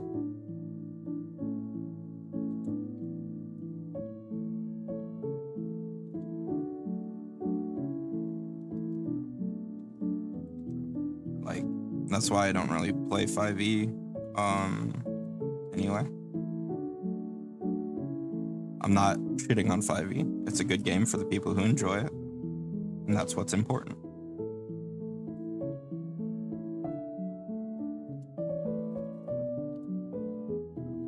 Humanoid, hobgoblin,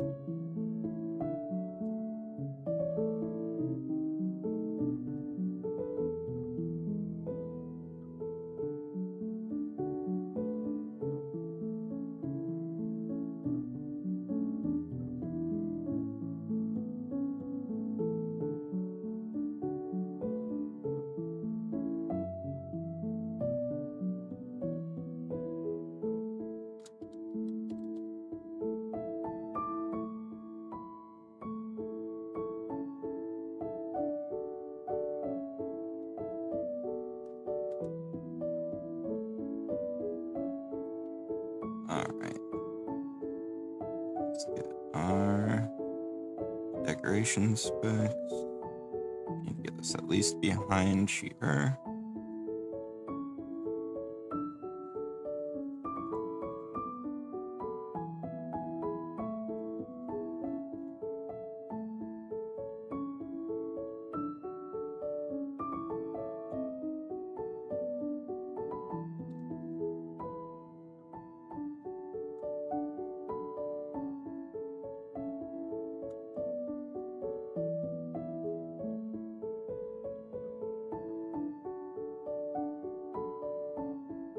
Immunities. She's immune to cold and fear.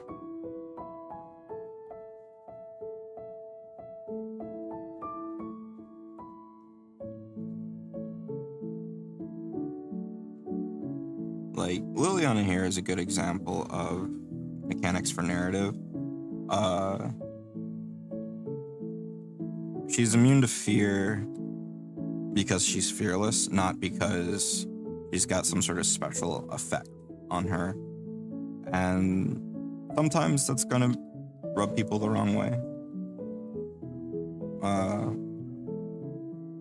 But it's part of the character concept.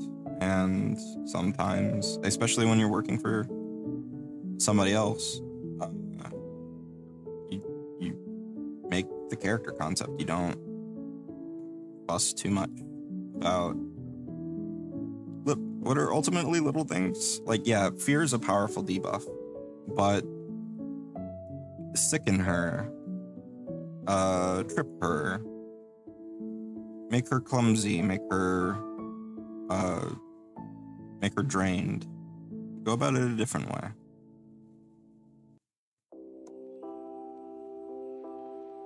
That's all there is to it. Besides, throwing in an immunity here and there, or a profound resistance can really mix up a fight. Like this thing has things about how like you interact with her all throughout the various levels and stuff.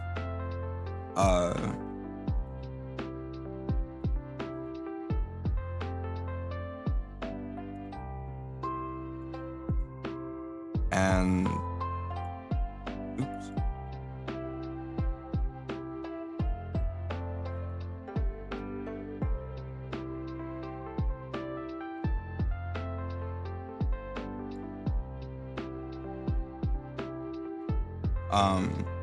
Excuse me. And so like if you figure out early on that she's not scared of shit, are your players even going to try and frighten her? Like, it's a thing you need to keep in mind, because like if she's marked as this absolutely fearless leader that no one has ever gotten her to back down, then it's thematically reinforced. You can't scare her. And that might not feel good from like oh, well, I focus on intimidating people. That might feel bad. But on the broader scale of, well, we know that she's fearless, so let's think of another tactic. Or to try and fail and that be reinforced is good storytelling.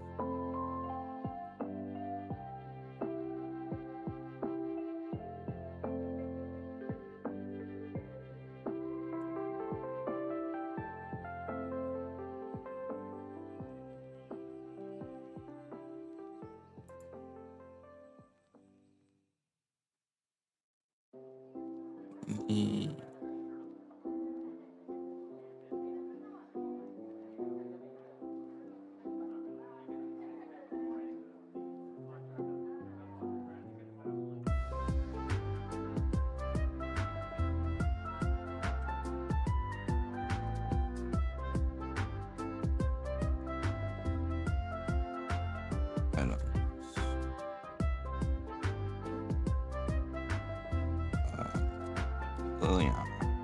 Oops, messed up.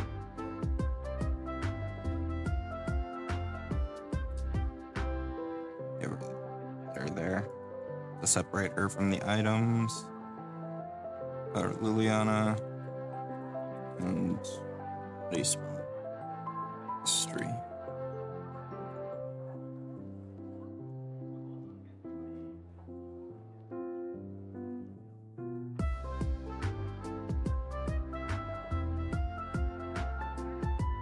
We need another page.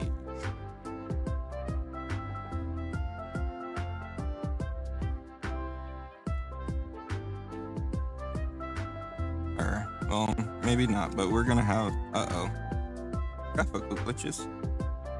That's not a good sign. Actually, he fits. The issue we're gonna run into is that he, barely fits, and we've got artwork to deal with.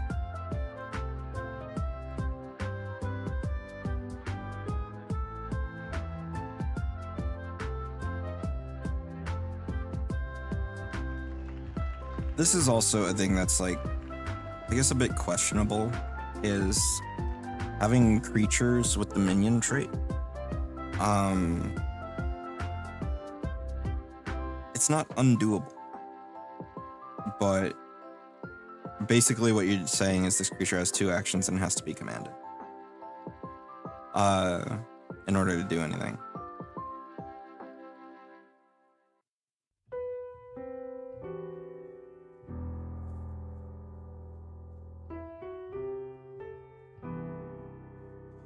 So the way we handle that here, kind of, is she's got a special activity that she can make Pastry do stuff.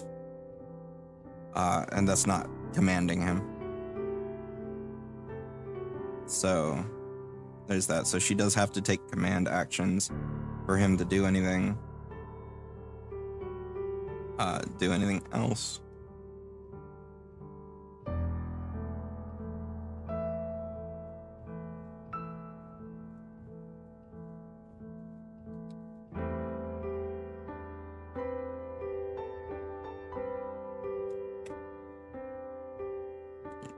Unique, chaotic, evil, large.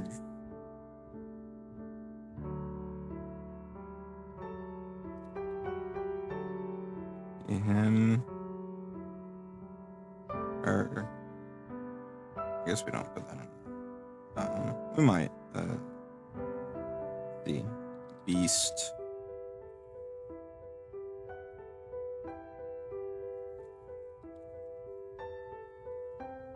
Fiend. Oops.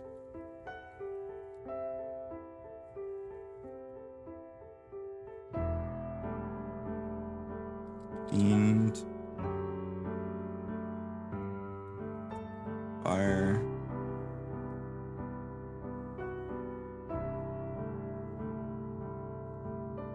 Minion.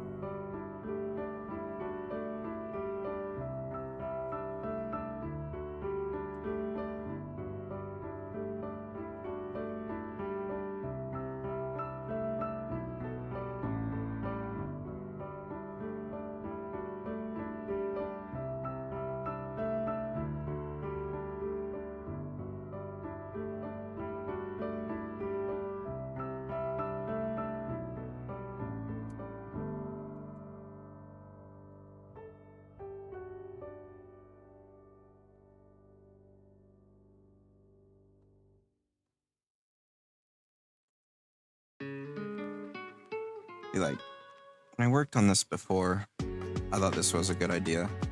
And now I look at it and I go, is that smart?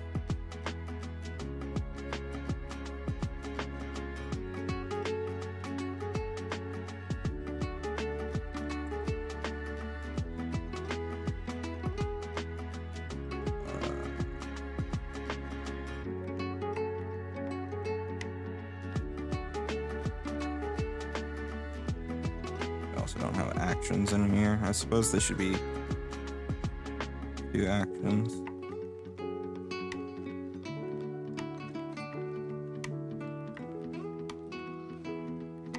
Since he's not going to get any more than that.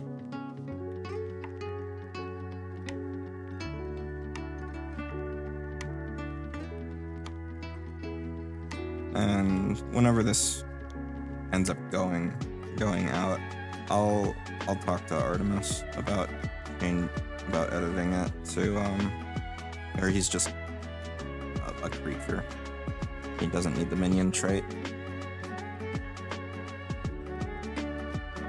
It's like there was a creature in Battle Zoo Bestiary that had the minion trait, and then they put it in a bunch of encounters that didn't have masters. So it was awkward, you know?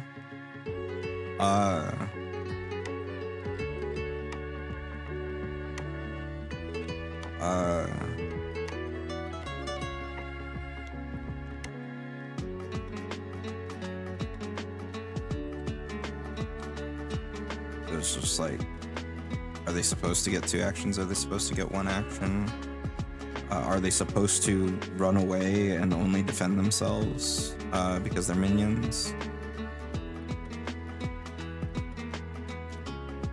Like, I feel like Bastry is intelligent enough and could act on his own.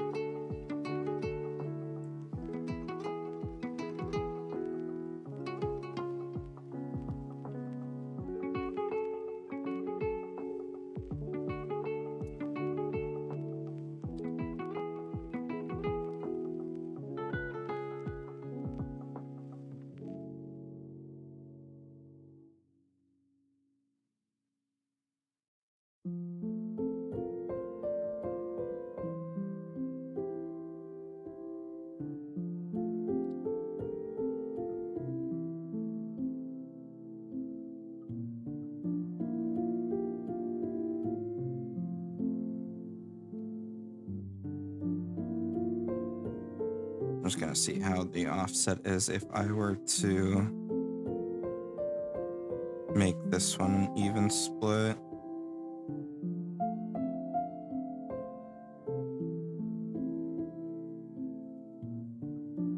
And then put that down there. Now we've got room for the art. It's bad for info flow because this is very disconnected from this.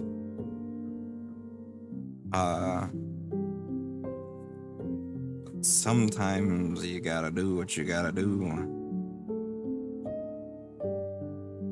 Layout is very much a battle of compromise.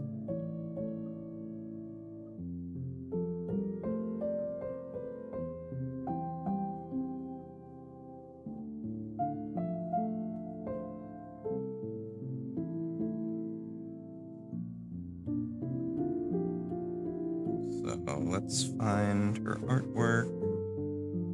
I should already have her artwork. I don't need to go download it.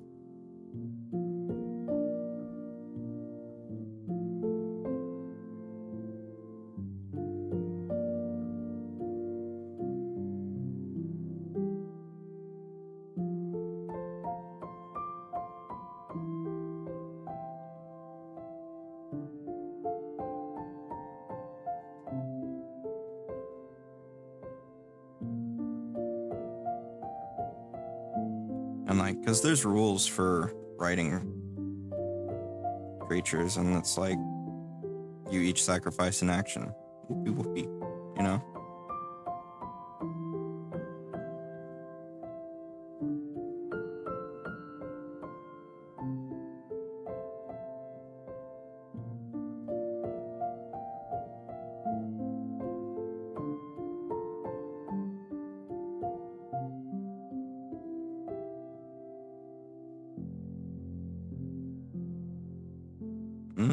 We have hard to see pixels.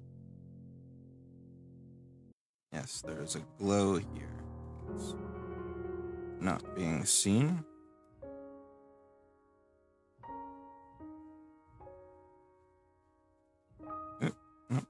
Bring back my editor.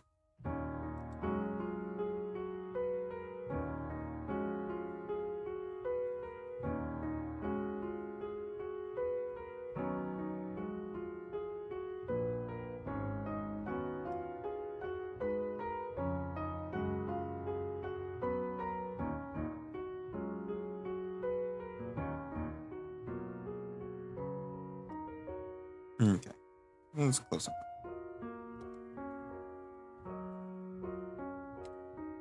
It'll do.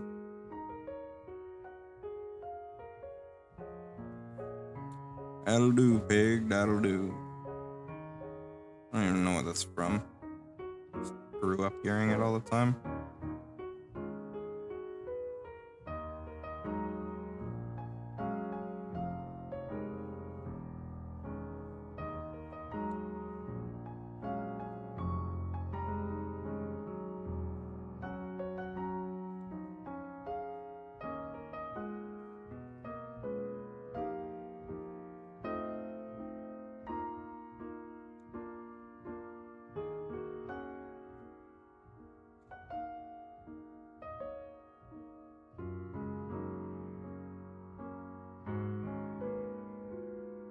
And there's her whip. There's her sword. There's her special dragon armor. There's Bastri.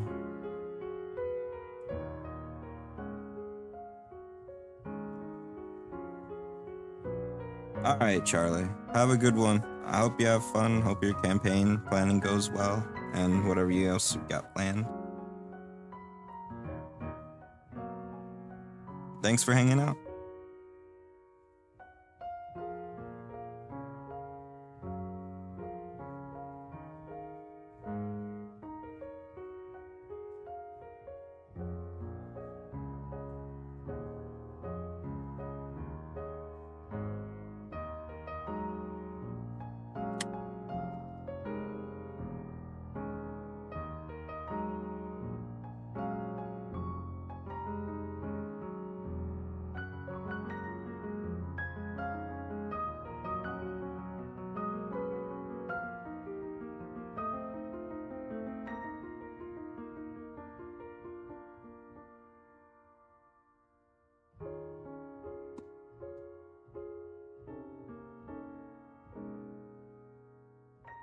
Okay.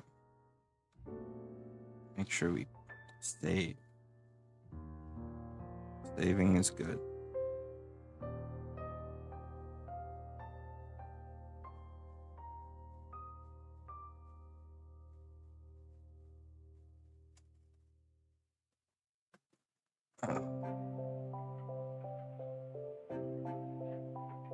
Five eats.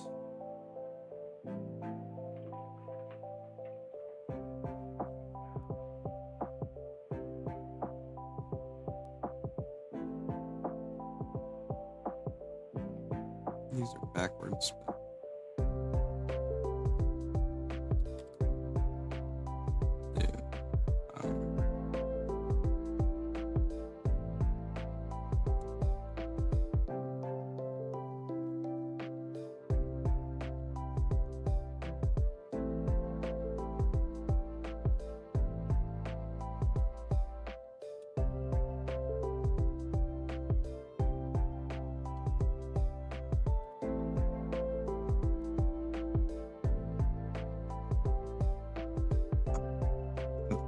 The Z gets capitalized because it's the proper noun.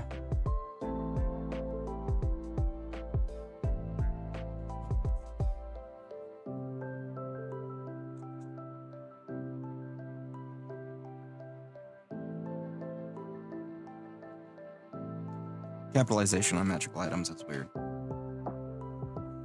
You've got, like, technically you could argue these are all proper nouns because they're unique items. But the formatting for magical items is you lowercase everything, you don't have to. So, Xericus is the name of an entity, so we'll capitalize it. But everything else is lowercase.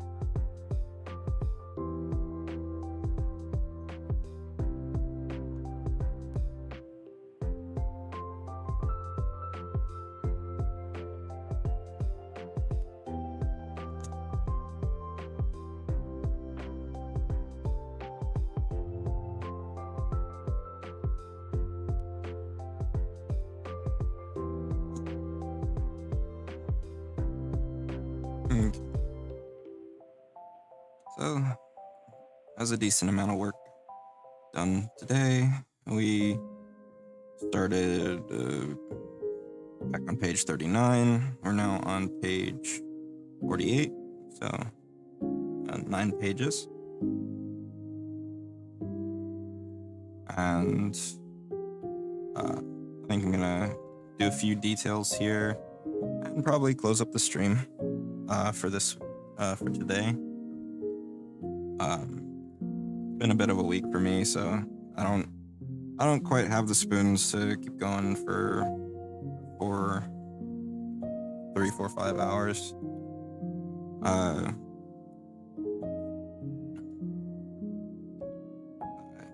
had my week gone the way I expected it to, I might have, but I was scheduled off 3 days, and then they called me and was like, oh no, we messed up. You're supposed to work.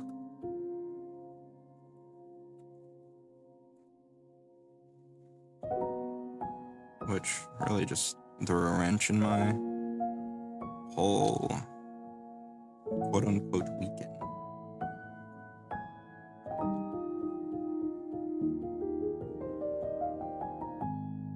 So we got Liliana here. Got Bastry down here. I really think taking Minion off will be the way to go, but I'll talk with somebody about that.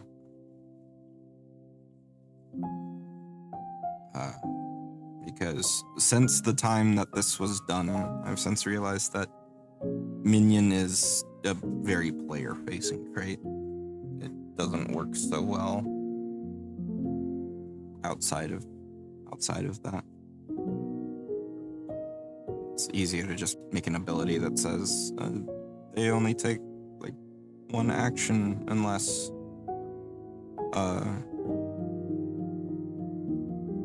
somebody tells them to.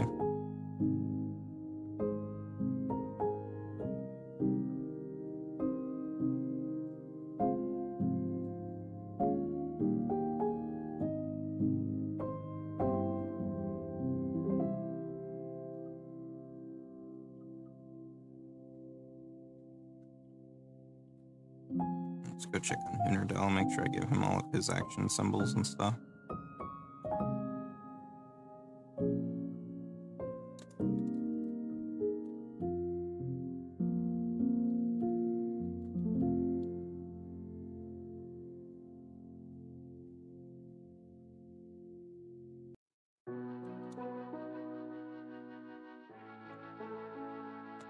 Copy pasta, people.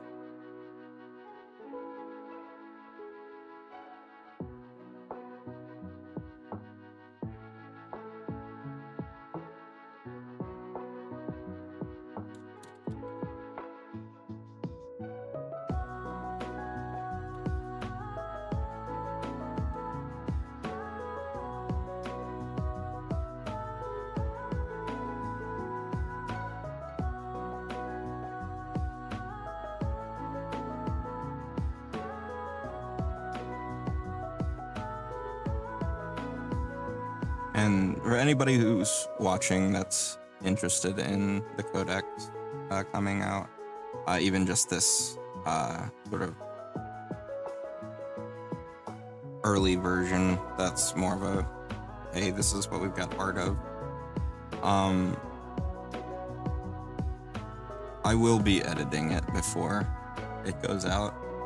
Make sure that stuff like that isn't in here. Finish things that are unfinished. Stuff like that. But that comes after blocking it out.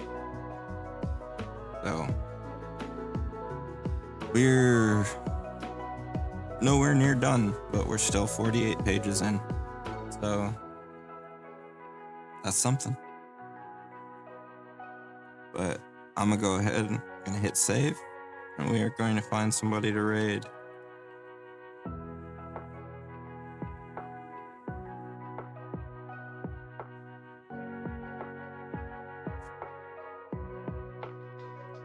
Maybe.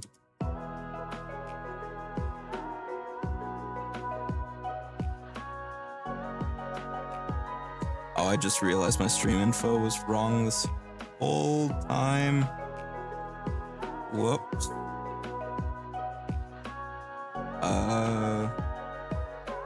Well. Pathfinder.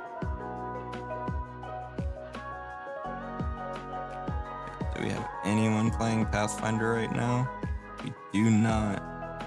Alright, do I have anybody I'm following that's online?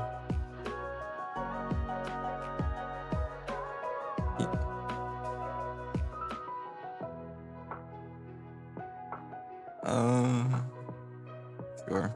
We'll raid Pirate Software. He needs it with his 15,000 viewers. We're going to contribute so much.